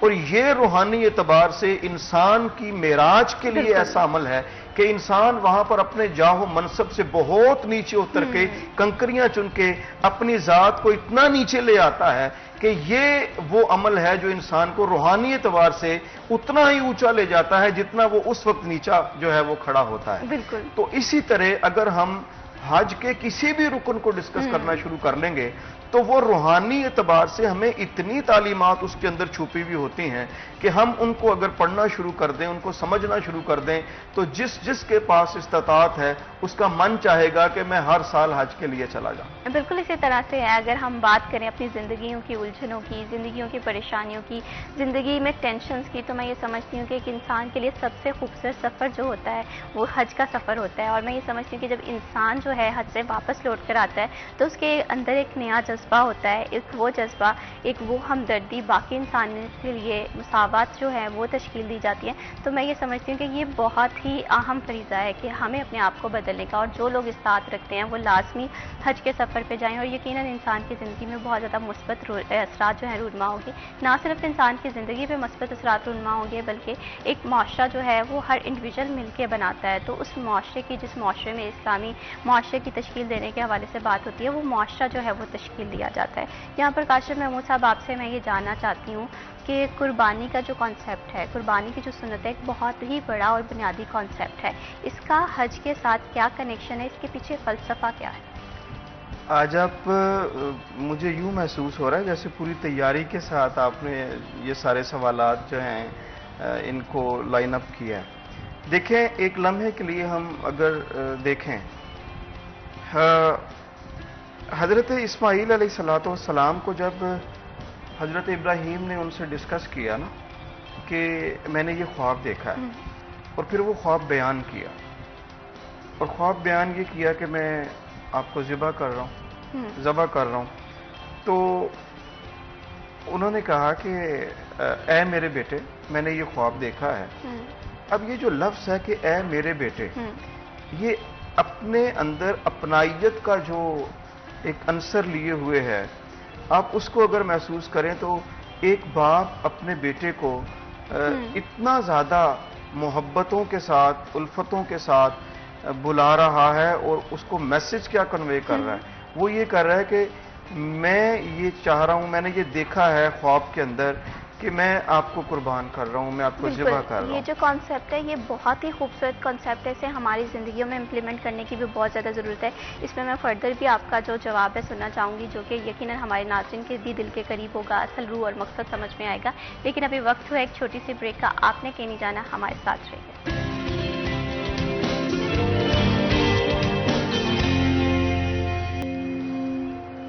سٹی ایٹ 10 میں ونس اگین خوش آمدید. آج پروگرام میں بات ہو رہی ہے کہ حج جو ہے ایک اہم مذہبی فریضہ بھی ہے، لیکن اس کے ساتھ ساتھ انسان کی زندگی میں بہت زیادہ تبدیلیاں لے کر آتا ہے. وہ مثبت تبدیلیاں جو ہمیں ہماری ذات میں اندر کرنے کی ضرورت ہے. اس میں مساوات بھی آ جاتی ہے، اس میں صبر بھی آ جاتا ہے، اس میں شکر بھی آ جاتا ہے. اور حج کے پیچھے اصل مقصد کیا ہے، اس کی روح کیا ہے، اس پہ ہم بات کر رہے تھے. تو کاشف محمود صاحب، آپ بریک پہ جانے سے پہلے میں نے آپ سے کویشچن یہ کیا تھا کہ قربانی کی جو سنت ہے بہت ہی خوبصورت سنت ہے، اور اس کے ساتھ ساتھ جو حج کا فلسفہ ہے اس کے پیچھے کیا ہے؟ میں بات اپنی جو ہم کر رہے تھے اسے کنٹینیو کرتا ہوں کہ جب حضرت اسماعیل علیہ السلام کو حضرت ابراہیم علیہ السلام بتا رہے ہیں کہ میں نے یہ خواب دیکھا، تو اپنے بیٹے سے جب مخاطب ہوئے تو بیٹا بھی تو نبی تھا. تو انہوں نے یہ کہا کہ ابا جان، آپ مجھے صبر کرنے والوں میں سے پائیں گے. اور جب رسیاں باندھی گئیں چھری چلانے کے لیے، تو حضرت اسماعیل علیہ السلام اپنے والد گرامی قدر سے مخاطب ہوتے ہیں کہ ابا جان، یہ میری رسیاں کھول دیں. ہمارے اکابرین، ہمارے صوفیہ، ہمارے علماء یہ بتاتے ہیں کہ اس کے پیچھے فلسفی یہ تھی کہ کل کوئی یہ اعتراض نہ کر دے کہ بیٹے کو باندھ کر جو ہے اس کے گلے پہ چھری پھیری گئی تھی، شاید اس کی رضا تھی یا نہیں تھی. تو جب رسیاں کھولنے کی بات کی گئی تو حضرت ابراہیم نے استفسار کیا کہ کیوں؟ تو انہوں نے عرض کی اپنے والد گرامی قدر سے کہ آپ مجھے صابر پائیں گے، رسیاں کھول دیں میری۔ تو چھری چلی ہے گردن کے اوپر، تو جب اپنی آنکھیں حضرت ابراہیم علیہ السلام کھولتے ہیں تو وہ بیٹے کی جگہ کے اوپر اللہ تعالیٰ نے وہ مینڈھا جو ہے، یہ ساری معروف باتیں ہیں جو سب کے علم میں ہیں، قرآن مجید ان کا ذکر کرتا ہے، حدیث کی کتابیں ان میں اس سے بھری ہوئی ہیں۔ اس سے ہمیں سبق کیا ملتا ہے کہ ایک 86 سال کا بزرگ جو اللہ سے دعائیں مانگنے کے بعد بیٹا لیتا ہے، اور بیٹا اولو الامر نبی، اور حسن اور اس کی شخصیت اور اس کی بچپنے کے اندر اس کی ذات کے اندر وہ اوصاف، وہ کمالات، وہ خصائص جو نارمل بچوں کے اندر نہیں ہوتے، بالکل، اور کائنات کی اس وقت کی سب سے محبوب چیز حضرت ابراہیم کی، بالکل، تو اللہ کی راہ میں اسے وہ قربان کر رہے ہیں۔ تو یہ ہمیں اس سے میسج کیا ملا کہ اگر آج ہم اللہ رب العزت کا قرب چاہتے ہیں، اللہ رب العزت کی بندگی کا حق ادا کرنے کی کوشش میں ہم سرگرداں ہیں، تو اس کے لیے ہمیں قربانی دینا ہوگی۔ بالکل، قربانی اپنے معنی، مطالب اور مفہوم کے اندر اتنا بڑا لفظ ہے بالکل، کہ یہ قربانی صرف جانور کی قربانی نہیں ہے، یہ بنیادی طور پر جانور کی قربانی تو سنت ابراہیمی ہو گئی۔ بالکل، ہمیں اس قربانی سے جو میسج ملتا ہے، ہم نے کیا قربان کرنا ہے؟ ہم نے اپنے تکبر کو، اپنے غرور کو، اپنی انا کو، اپنی میں کو، اپنے اندر پائے جانے والے رذائل کو، اور ہمیں کن کن چیزوں کو چھوڑنا ہے؟ ہمیں چھوڑنا ہے ملاوٹ کو، رشوت کو، ہمیں چھوڑنا ہے معاشرے کے اندر وہ اعمال جن کی بنیاد کے اوپر آج معاشرے کی صورت بگڑی ہوئی ہے، اور وہ ہماری وجہ سے ہے۔ ہم نے ان چیزوں کو چھوڑنا ہے، تو یہ قربان کرنی ہے یہ چیزیں۔ تو ان چیزوں کو قربان کرنے کے بعد جس راستے کے اوپر انسان چلتا ہے، وہ ایسا راستہ ہے جو نہ صرف اللہ کے نزدیک لے کر جاتا ہے، بلکہ وہ اس معاشرے، اس سوسائٹی اور اس سماج کو ایک خوبصورت معاشرہ بھی بناتا ہے۔ بالکل اسی طرح سے جو قربانی کا کانسیپٹ ہے یہ بہت ہی خوبصورت ہے۔ اس کے جو پیچھے کا فلسفہ ہے اگر ہمیں سمجھ میں آ جائے تو میں یہ سمجھتی ہوں کہ ہماری جو زندگیاں ہیں وہ بدل سکتی ہیں۔ ہم میں سے اکثر اوقات لوگ جو ہیں جب مشکل میں ہوتے ہیں، پریشانی میں ہوتے ہیں، تو ہم شکوہ کرتے ہوئے دکھائی دیتے ہیں کہ اللہ تعالیٰ ہمارے ساتھ ہی کیوں ایسا، یا ہم ہی کیوں اس پریشانی میں مبتلا ہیں۔ تو میں یہ سمجھتی ہوں کہ یہ بات بہت ہی غلط ہے۔ ہمیں صبر، شکر اور تحمل، مساوات سے کام لینے کی ضرورت ہے۔ اور سوسائٹی کے حوالے سے بات کریں تو میں یہ سمجھتی ہوں کہ آج کی سوسائٹی میں ایک نفسا نفسی کا عالم ہے، تذبذب کا شکار ہے، تو اس میں رشوت جو ہے وہ عام ہو چکی ہے، ایک دوسرے کا حق کھانا عام ہو چکا ہے۔ تو یہ چیز بھی ہمیں یہ قربانی درس دیتی ہے کہ ہم نے محض جانور کی قربانی نہیں کرنی، بلکہ اپنے اندر جتنے بھی نیگیٹو تھاٹ ہیں، جتنی بھی ناشکری ہے، اور جو ہمارے اندر صبر کا مادہ جو کم ہو چکا ہے، اسے بہتر کرنے کی ضرورت ہے، تاکہ جو قربانی کا فلسفہ ہے اس کے پیچھے کا مقصد سمجھ میں آئے۔ تو یہاں پر میں کاشف محمود صاحب آپ سے یہ بھی جاننا چاہتی ہوں، حضرت محمد صلی اللہ علیہ وآلہ وسلم نے حج کے متعلق کیا فرمایا ہے؟ یا ظاہر سی بات ہے نبی پاک صلی اللہ علیہ وآلہ وسلم کی زندگی جو ہے وہ ہم سب کے لیے عملی نمونہ ہے۔ دیکھیں، خطبہ حجۃ الوداع جو ہے اس کا آغاز رسالت مآب علیہ السلام نے یا ایھا الناس سے کیا۔ حج کرنے والے کون تھے؟ وہ کبائر صحابہ تھے، مسلمان تھے، مومنین تھے، لیکن جناب رسالت مآب علیہ السلام کے مخاطب کوئی ایک امت نہیں تھی، فقط مسلمان نہیں تھے۔ جناب رسالت مآب علیہ السلام نے وہاں پر اسلام کا، بلکہ آپ یوں کہہ لیجئے کہ اسلامک ورلڈ آرڈر پیش کیا۔ اور اگر ہم خطبہ حجۃ الوداع کے نکات کو پڑھنا شروع کریں تو وہ پورے کا پورا خطبہ جو ہے وہ انسانیت کے لیے ہے، ہیومینٹی کے لیے ہے۔ بالکل، اور رسالت مآب علیہ السلام نے پوری دنیا کی انسانیت کو ایک ایسا میسج کنوے کیا، ایک ایسا روڈ میپ دیا کہ جو مذہب سے بھی بالاتر ہو کر اس پوری دنیا کو جو ہے امن کا ایک گہوارہ بنانے کے لیے، اور اس دنیا کے اندر عزت، وقار اور آبرو کے ساتھ رہنے کے لیے، اور اس دنیا میں رہتے ہوئے خوبصورت زندگی گزار کے अगले जहान रुखसत होने तक के पूरे जो मामलात हैं उनको वन बाय वन इस तरह से डिस्कस किया कि वो फकत इस्लाम की बात नहीं है और मुसलमानों की बात नहीं है, बल्कि इस्लाम का वो रोशन चेहरा है, इस्लाम का वो मैसेज है जो इन्नद दीना इंदल्लाह इस्लाम, इन्नद दीना इंदल्लाह इस्लाम, कि चूंकि दीन इस्लाम ही फकत दीन है, तो उस दीन का वो मैसेज जिस मैसेज के साथ ये पूरी दुनिया इस्लामिक जो एजुकेशन तालीमात और रसालत में आप सल्लल्लाहु अलैहि वसल्लम का मैसेज है उसके ऊपर अमल करते हुए अमन का गहवारा बन सकती है, और इस दुनिया के अंदर रहने का हर ढंग जो है वो रसालत में आप सल्लल्लाहु अलैहि वसल्लम ने उस खुतबा हिज्जतुल वदा के अंदर बयान किया है। उसमें खवातीन के हकूक की बात की है, उसमें जानवरों के हकूक की बात की है, उसमें कानून की बालादस्ती की बात की है, उसमें स्टेट के जो बेसिक बाय लॉज होते हैं उनको डिस्कस किया गया है, उसमें जंग और उसमें इन सारी चीजों के उसूल वजह करके एक ऐसा इहाता किया गया है इस दुनिया के अंदर जीने का, रहने का, जिसकी मिसाल उससे पहले नहीं मिलती। बिल्कुल। मैं समझता हूं कि रसालत में आप सल्लल्लाहु अलैहि वसल्लम का जो खुतबा हिज्जतुल विदा है वो आज की इस जदीद दुनिया के अंदर एक ऐसा दस्तूर है कि उस दस्तूर के ऊपर आज भी अगर अक़वाम आलम जो है वो अमल करती हैं तो इस दुनिया को फिर से अमन का गहवारा बनाया जा सकता है। बिल्कुल इसी तरह से बहुत ही खूबसूरत तरीके से आपने एक्सप्लेन किया है।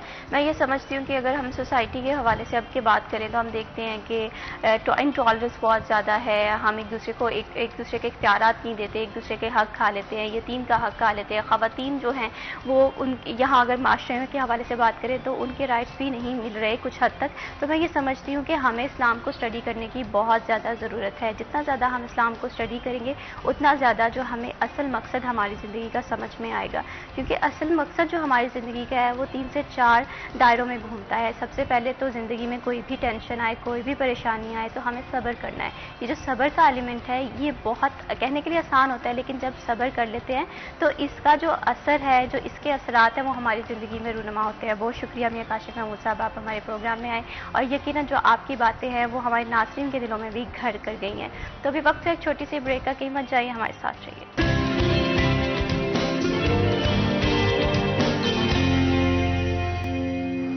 सिटी एट 10 में वंस अगेन खुश आमदीद। पाकिस्तान एक ज़राई मुल्क है और मैं ये समझती हूँ कि पाकिस्तान को अपनी ज़राअत की इमेज को मेंटेन करने के लिए बहुत ज़्यादा इक़दाम करने की ज़रूरत है। काश्तकार आज का परेशान क्यों है, कौन से फैक्टर्स हैं जो हमारी ज़राअत को मुतासर कर रहे हैं, इस सब टॉपिक्स पे हम गुफ्तगू करेंगे प्रोग्राम में। लेकिन टॉपिक्स पे गुफ्तगू करने से पहले हमारे जो आज के बहुत ही ख़ास मेहमान हैं उनका तारुफ करवा दूँ। आज हमें प्रोग्राम में ज्वाइन किया है ताहिर रज़ाक गुज्जर साहब ने, आप चेयरमैन हैं पाकिस्तान किसान कौंसिल के। अस्सलाम वालेकुम। थैंक यू सो मच, आपने हमारे प्रोग्राम को वक्त दिया। कैसे हैं आप सर? सर सबसे पहले आप मुझे ये बताइएगा ताहिर रज़ाक गुज्जर साहब के आज का जो हमारा काश्तकार है ये परेशान क्यों है? हम देखते हैं कि किसान की जब भी किसी काश्तकार से बात हो, जब भी किसी किसान से बात हो तो वो ये कहते हैं कि हमें हमारी जो मामूलाती ज़िंदगी के मामलात हैं, जो प्राइसेस जो हैं हुकूमत की जानिब से तय की गई हैं वो भी सर अंजाम देने में काफ़ी ज़्यादा मसला आता है। आप इस इशू को किस तरह से देखते हैं? बिस्मिल्लाहिर्रहमानिर्रहीम। देखें जी, जो हुकूमत की पॉलिसी हैं उनके जो समरात है वो मेरे छोटे काश्तकार तक नहीं पहुंच रहे, ना उसको फ़ायदा हो रहा है।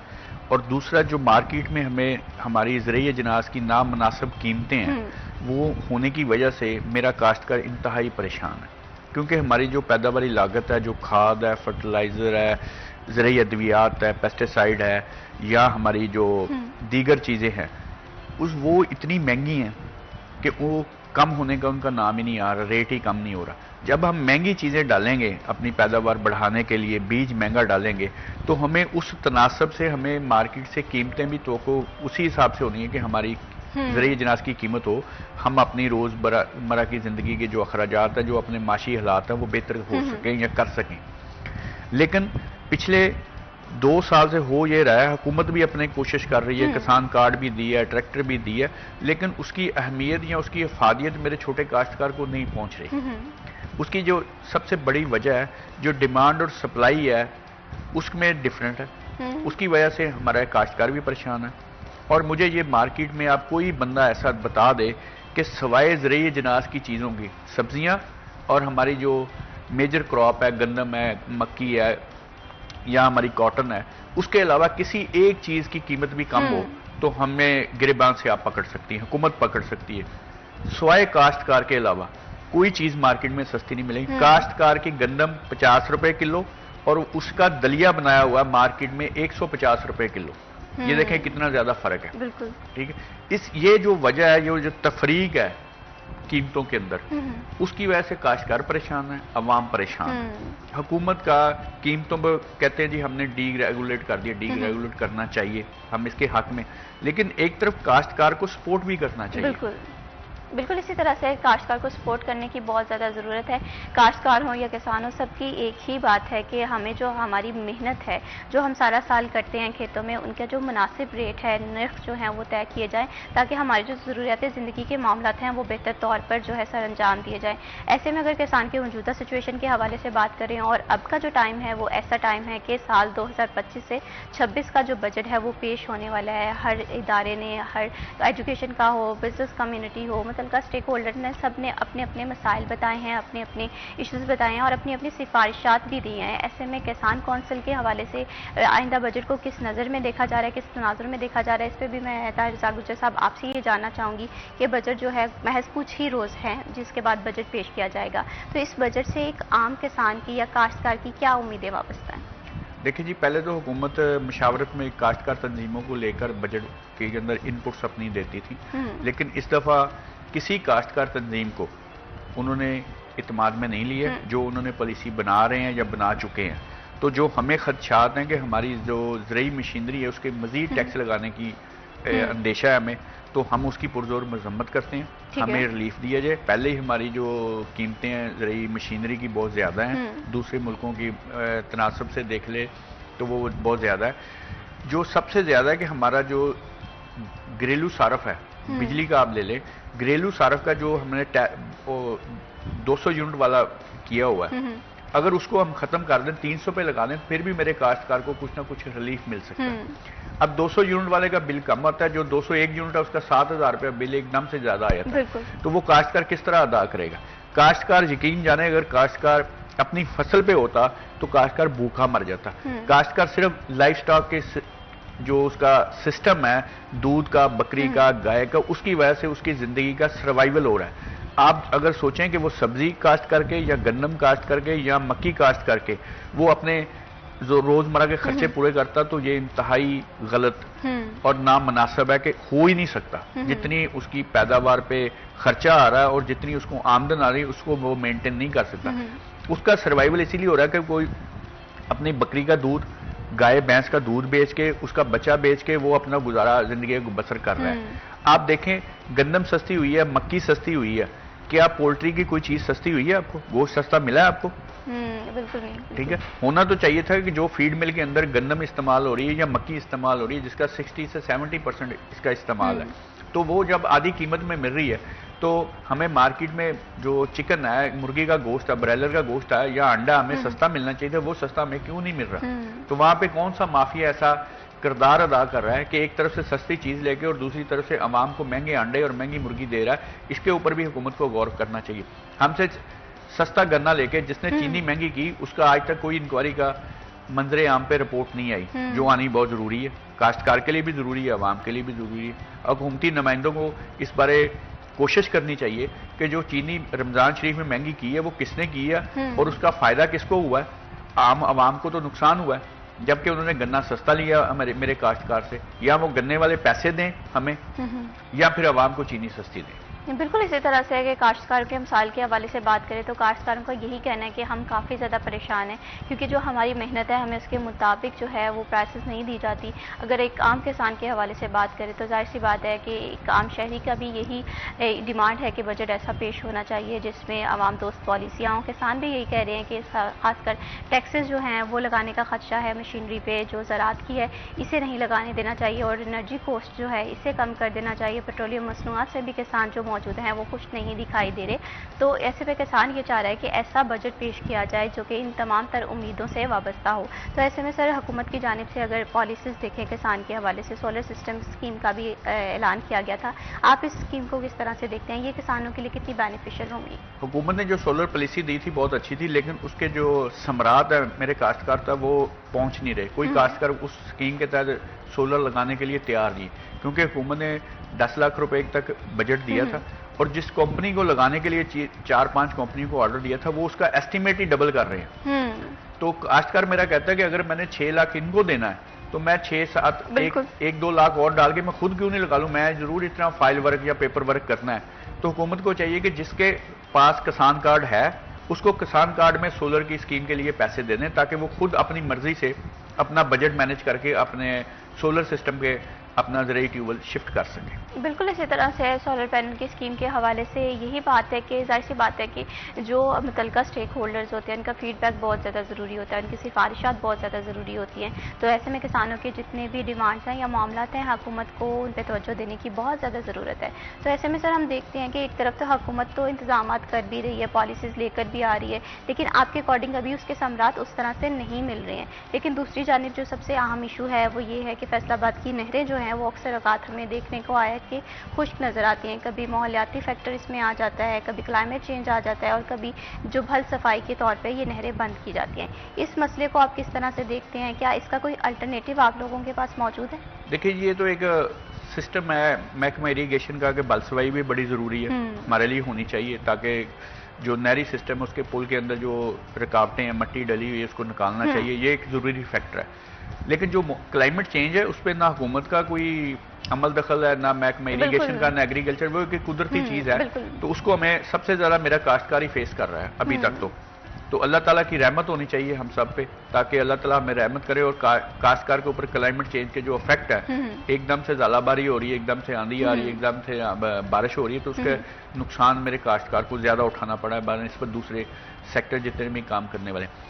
دوسرا جو اہم مسئلہ تھا کہ حکومت نے 2 ماہ پہلے جو بجلی 7 روپے کچھ پیسے سستی کرنے کا اعلان کیا تھا, بینر لگائے تھے, میڈیا پہ لگائے تھے, اخباروں پہ آیا تھا, وہ آج تک سستی نہیں ہوئی. صحیح, بجلی جو ہے ابھی تک سستی نہیں ہوئی ہے. نہ کسی شہروں میں سستی ہوئی ہے, نہ کسی گاؤں میں سستی ہوئی ہے. یہ میرا چیلنج ہے کہ بجلی 7 روپے سستی, 7 روپے کچھ کا پوائنٹ آف ویو سننا چاہوں گی, کیونکہ میں یہ سمجھتی ہوں کہ کسان جو ہے وہ کسی بھی ملک کے لیے معیشت میں اہم کردار ادا کرتے ہیں. تو ایسے میں ان کے مسائل جو ہے حل ہونا بہت زیادہ ضروری ہے.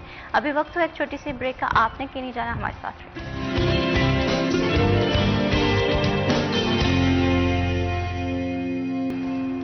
سٹی ایٹ 10 میں ونس اگین خوش آمدید. بریک پہ جانے سے پہلے ہم گفتگو کر رہے تھے کہ کسان جو ہے وہ کسی بھی ملک کی کسی بھی معیشت کے لیے اہم جو انڈیویجولی رول پلے کرتا ہے. ہم دیکھتے ہیں کہ کسان سارا سال کھیتوں میں محنت کرتا ہے, لیکن اس کے باوجود کسان یہ کہہ رہا ہے کہ اسے اس کی متعلقہ جو محنت ہے اس کے مطابق ریٹ جو ہے یا پرائسز نہیں دی جاتی. ایسے میں حکومت کی جانب سے بھی پالیسیز انٹروڈیوس کروائی جا رہی ہیں جس میں سولر پینل اسکیم ہوگی, لیکن یہاں پر یہ دیکھ رہے ہیں کہ سولر پینل اسکیم کیا انف ہے, کیا اس کے جو فیڈ بیک ہے وہ کسان جو دے رہے ہیں کیا اسے خاطر خواہ انتظامات میں لایا جا رہا ہے, بہتری کے لیے یوز کیا جا رہا ہے. اسی کے ساتھ ساتھ بریک پہ جانے سے پہلے میں نے سر آپ سے یہ کویشچن کیا تھا کہ ہم دیکھتے ہیں کہ نہریں اکثر اوقات فیصل آباد کی بند رہتی ہیں, کبھی بھل صفائی کی تناظر میں, اور کبھی کبھی جو دوسرا ہمارا اہم مسئلہ ہے جو پوری دنیا کا مسئلہ ہے وہ ہے کلائمیٹ چینج کا, اس وجہ سے نہروں میں پانی نہیں آتا. تو اس مسئلے کے لیے آپ کے پاس جو الٹرنیٹیو ذرائع موجود ہیں کیا وہ کوسٹ افیکٹولی ہیں؟ دیکھیں جی, بلسوائی ہونے کے لیے بہت ضروری کام ہے. یہ اریگیشن ڈپارٹمنٹ کا اچھا کام ہے کہ بلسوائی کے بغیر نہروں کا سسٹم جو پانی کو جو سپیڈ ہے اس کو بھی وہ بوم کرتا ہے. جو ہم بلسوائی کرتے ہیں پلوں کے نیچے سے, براجوں کے نیچے سے ہم صفائی کرتے ہیں, اس کا فائدہ الٹرنیٹلی ہمارے کسانوں کو پہنچتا ہے, اس میں تو کوئی شک نہیں ہے. دوسری چیز ہے کہ اس کا متبادل یہ ہے کہ ہمارے پاس جو پیٹر انجن ہے یا اس کے نہریں بند بھی ہوتی ہیں, سردیوں میں بند ہوتی ہیں, اس دوران اتنا زیادہ پانی ہمیں ضرورت نہیں ہوتی. ٹھیک ہے جی, تو اس کے اگر کسی کو ضرورت ہے تو ہر دوسرے تیسرے بندے نے پیٹر انجن لگایا ہوا ہے, ٹیوب ویل لگایا ہوا ہے, تو گزارا ہو سکتا ہے. لیکن جو کلائمیٹ چینج ہے اس کے لیے ہمارے پاس کوئی ایسا سسٹم نہیں ہے کہ ہم اس سے بچ سکیں. سب سے زیادہ میرا کاشتکار اس کا افیکٹ ہے کہ اس کے بعد دوسرے سیکٹر ہیں, کیونکہ کاشتکار کے پاس کوئی چھت نہیں ہے, اس کی جو فصلیں ہیں وہ اوپن ایریا میں پڑی ہیں. تو اب کبھی ژالہ باری ایک دم سے شروع ہوتی ہے, طوفان آیا تھا, بارش آئی تھی, اس سے فصلوں کو نقصان ہوتا ہے. تو یہ اللہ تعالیٰ سے میری دعا ہے, اللہ تعالیٰ ہم سب پہ رحمت کرے. آمین. بالکل اسی طرح سے کسانوں کے مسائل کے حوالے سے بات کریں تو کلائمیٹ ایک ایسا ایشو ہے جو کہ اوور آل ہر کوئی اس کے کانسیکوینسز ساتھ ساتھ دیکھ رہا ہے, اس کے لیے اقدامات بھی کیے جا رہے ہیں, لیکن اس کے ساتھ ساتھ کسانوں کی یہ بھی ڈیمانڈ ہے کہ جو ان کے الٹرنیٹیو ذرائع ہیں, جب پانی کی کمی ہوتی ہے تو وہ استعمال کرتے ہیں تو اسے کاسٹ فری بنانے کی ضرورت ہے. خاص کر بجلی کی پرائسز کے حوالے سے بات ہوتے ہوئے کسان یہ کہہ رہا ہے کہ بجلی کی جو پرائسز ہے وہ 7 روپے کم کی گئی ہیں, لیکن اس کی امپلیمنٹیشن اس طرح سے نہیں ہوئی جس طرح سے ہونی چاہیے, تو ایسے میں اسے امپلیمنٹ کرنے کی بہت زیادہ ضرورت ہے. تو ایسے میں ایک اور کویشچن طاہر رضا گجر صاحب میں آپ سے کرنا چاہوں گی کہ ہم دیکھتے ہیں کہ کسان کا ہمیشہ سے یہی شکوہ ہوتا ہے کہ کھادیں مہنگی ہے, ادویات جو ہیں ان کی پرائسز جو ہیں وہ کافی زیادہ ہائی ہیں. اس کی برعکس اگر ہم فصلوں کی قیمتیں دیکھتے ہیں کسان کو دی جاتی ہے وہ انتہائی کم ہے. یہ چیز کس طرح سے ایک کسان کی زندگی کو متاثر کر رہی ہے؟ دیکھیے جی, حکومت کو کنٹرول کرنا چاہیے. جو ہماری زرعی استعمال میں چیزیں آنے والی ہیں, مشینری ہے, کھادیں ہیں, زرعی ادویات ہیں, بیج ہیں, وہ سستے داموں میں ملنا چاہیے. دوسری بات ہے کہ ہماری جو ڈیمانڈ اور سپلائی کے مطابق فصلیں ہیں اس کا ڈیٹا ہمارے پاس اور ایگریکلچر ڈپارٹمنٹ کے پاس انتہائی ایکوریسی میں ہونا چاہیے. کیونکہ جب ہماری ڈیمانڈ اور سپلائی میں ڈفرنس آتا ہے تو اس وقت اگر فصل میرا کاشتکار کم لگائے گا تو مارکیٹ میں اس کا ریٹ زیادہ ہو جائے گا, اگر فصل زیادہ آئے گی تو مارکیٹ میں اس کا ریٹ کم ہو جائے گا. یہ ایک مارکیٹ کا اصول ہے. تو اس کو مد نظر رکھتے تاکہ عوام کو بھی چیزیں جو ہیں وہ مناسب ریٹ میں مل سکیں, کاشتکار کو مناسب نفع مل سکے. دیکھیں جی, دوسری جو بھی چیزیں بناتا ہے وہ اپنا نفع ڈال کے چیز سیل کرتا ہے. کوئی دکاندار ہے یا کوئی مینوفیکچرنگ ہے, جوتا بنانے والا ہے, کاپی پینسل بنانے والا ہے, لیکن کاشتکار اپنی زرعی اجناس کی خود نہیں مقرر کر سکتا, وہ مارکیٹ کے ڈپینڈ کرتا ہے. اس کی وجہ سے جو مارکیٹ ہے وہ کاشتکار کو سپورٹ نہیں کر رہی اس وقت, جس کی وجہ سے یہ بحرانی کیفیت ہے. اور دوسری یہ بات ہے کہ کاشتکار جو ہے نا وہ اپنا کام چھوڑ کے کوئی اور کام متبادل کر بھی نہیں سکتا. یہ اس کی مجبوری ہے کہ اس کی جو اثاثہ ہے یا جو اس کو جو زمین اس کے وراثت میں ملی ہے تو وہ اس کی مجبوری ہے, اس کو چھوڑ کے کوئی اور کام متبادل کام نہیں کر سکتا. لیکن یہ ہے کہ کاشتکار کے بچے اب شہروں میں آ کے فیکٹریوں میں مزدوری کرنی شروع کر دی, تو جو اس میں شہروں کے اوپر بھی بوجھ بڑا ہے. تو دیکھنا ایک کاشتکار ہے, اس کا بچہ اگر وہ کہے جی میں نے کاشتکاری نہیں کرنی تو میں نے مزدوری کرنی ہے, مجھے پتا ہے منتھلی مجھے اتنے پیسے ملنے ہیں, تو آپ دیکھیں کون کرے گا کاشتکاری. یہ ہمارے فوڈ سیکورٹی کے اوپر بھی سوالیہ نشان ہوگا, کیونکہ دیکھیں جی 24 گھنٹے اور 12 ماہ کاشتکار اپنی فصل کے لیے دن رات کام کرتا ہے, اور اس کے جو ثمرات ہے وہ ہمارے شہروں میں رہنے والے لوگ جو ہے وہ لے رہے ہیں. اور حکومت کو بہت ساری چیزیں باہر سے امپورٹ نہیں کرنی پڑتی جو میرا کاشتکار یہاں پہ اگا رہا ہے.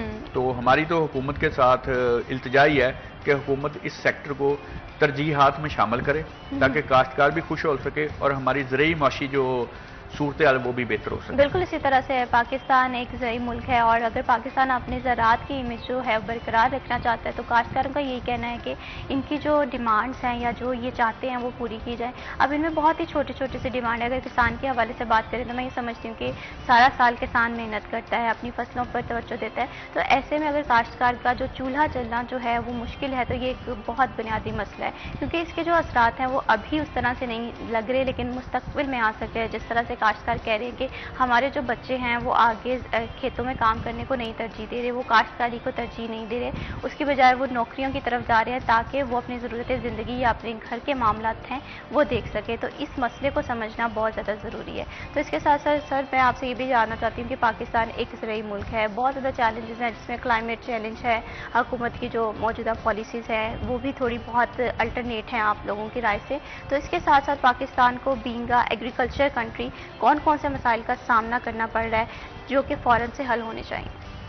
لیکن سب سے زیادہ تو ہمارا یہ ہے کہ ہماری جو زرعی اجناس کی قیمت ہے اور ان کو جو ہمارے سٹور کرنے کے جو ہمارے پاس طریقہ کار ہے یا سسٹم ہے, سٹوریج کیپیسٹی جو وہ ہماری بہت کم ہے, چاہے وہ گندم کی ہے, چاول کی ہے, وہ بہت کم ہے. تاکہ زمیندار کے پاس ہولڈنگ پاور نہیں, کیونکہ چھوٹا زمیندار ہے وہ اپنی چیزوں کو سٹاک نہیں کر سکتا, نہ اس کے پاس سٹور ہے. اس کے لیے حکومت کو ایک تو گندم کے سٹوریج کو اپ گریڈ کرنا چاہیے تاکہ ہماری 2 سال کی گندم جو ہے سٹور ہو سکے یا سال کی ہو سکے. کسی سال موسمی اثرات کی وجہ سے ہماری پیداوار کم بھی ہو سکتی ہے تو ہمیں باہر سے گندم نہ منگوانی پڑے. دوسری چیز ہے کہ جو پاکستان ہے جس کے اوپر ایک لوگو لگا ہوا ہے کہ یہ ایگریکلچر کنٹری ہے, تو اس کی اہمیت کو جاننے کے لیے ہمیں ایگریکلچر کو ترجیحات میں شامل کر کے جدید طریقے سے ہمیں اپنی فصلات اگوانی چاہیے. اور ہمارے جو ایگریکلچر ڈپارٹمنٹ ہے وہ ہمارے سائنسدان ہیں, ان کو چاہیے کہ کاشتکاروں کے ساتھ مل کے ان کو ٹریننگ دی جائے, ان کی توجہ دلوائی جائے تاکہ وہ انٹر کراپ اور جدید مشینری کے ساتھ اپنی کاشتکاری کو परवान चढ़ाएं ताकि मुल्क भी तरक्की कर सके और काश्तकार की माशी हालत भी बेहतर हो सके। बिल्कुल इसी तरह से काश्तकार की अगर माशी हालत बेहतर करनी है तो जाहिर सी बात है कि उनके पास जो होल्डिंग पावर है उसे भी, स्टोरेज पावर है उसे भी ज़्यादा करने की ज़रूरत है। इसी के साथ टैक्स का जो निज़ाम है उसे बेहतर करने की ज़रूरत है। अद्वियात और खाद जो हैं ये काफ़ी महंगे दामों जो किसान कह रहे कि बिक रही है, इसे भी मुनासिब रेट पे बिकने की ज़रूरत है। और अजनास है, बीज हैं, इनकी जो क्वालिटी है वो भी बेहतर करने की ज़रूरत है। ऐसे में सर हमें एक देखते हैं ताहिर रज़ा गुज्जर साहब, एक बुनियादी मसला हम देखते हैं जैसे ये सर्दियों में भी हुआ था कि गोभी की कीमत है वो काफ़ी ज़्यादा गिर गई थी, या सब्जी दीगर सब्जियां थी उनकी प्राइसेस उस तरह से नहीं थी जितनी ये किसान की मेहनत थी। इसमें क्रॉप जोनिंग का मामला मैं देखती हूँ, किसान क्रॉप जोनिंग पे क्यों नहीं आ रहे। अक्सर देखते हैं कि अगर प्याज लास्ट ईयर अच्छा बिका था तो अगले साल किसान जो है वो प्याज की फसल को ज़्यादा कर देते हैं, जिसकी वजह से सप्लाई और चेंज का मामला जो है वो नज़र आता है। तो क्रॉप जोनिंग के हवाले से क्या क्या इंतजाम किए जा रहे हैं? देखिए जी, क्रॉप जोनिंग तो मेजर क्रॉप पे हो सकती है। चावल की फसल है जो हमारी जो बारिशी एरिया है हमारा, मतलब शेखुपुरा, गुजरांवाला डिवीजन, सियालकोटा, वहाँ पे चावल, अब चावल जो हमारे जो जनूबी पंजाब में तो नहीं लगने चाहिए, वहाँ पे हमारी काटन लगनी चाहिए। बिल्कुल। तो इस तरह बड़ी फसलों का तो एरिया डिफाइन हो सकता है। छोटी फसलों के लिए काश्तकार खुद अपना कसूरवार भी है कि देखा देखी वो एक दूसरे के देखता है, कॉपी करता है, इससे को इतने पैसे इस सब्जी में बचे अगले साल वो डबल लगा लेता है, तो उसकी वजह से भी बहरानी कफियत आ रही है। उसमें काश्तकार भी का भी कसूर है। लेकिन असल सूरत हाल है कि जब हमें डिमांड और सप्लाई के मुताबिक एरिया डिफाइन करना पड़ेगा कि फैसलाबाद को फर्ज करें 100 एकड़ पे गोभी चाहिए, फैसलाबाद को 100 एकड़ की डिमांड के मतलब गोभी चाहिए तो हमें 100 की जगह 110 एकड़ लगा लें, ना 200 एकड़ ना लगाएं। बिल्कुल इसी तरह से किसान में अगर एम्पावर होना है तो किसान जो है वो अपने मसाइल को भी देखे और समझे। बहुत शुक्रिया ताहिर रज़ा गुज्जर साहब, आपने हमारे प्रोग्राम को वक्त दिया। अभी देखना ये है कि हुकूमत जो है आइंदा बजट में 25 से 26 में किसानों की ज़रूरियात पर किस तरह से ख्याल रखती है। तब तक दे मैं शबीब को दीजिए इजाज़त। अल्लाह हाफ़िज़।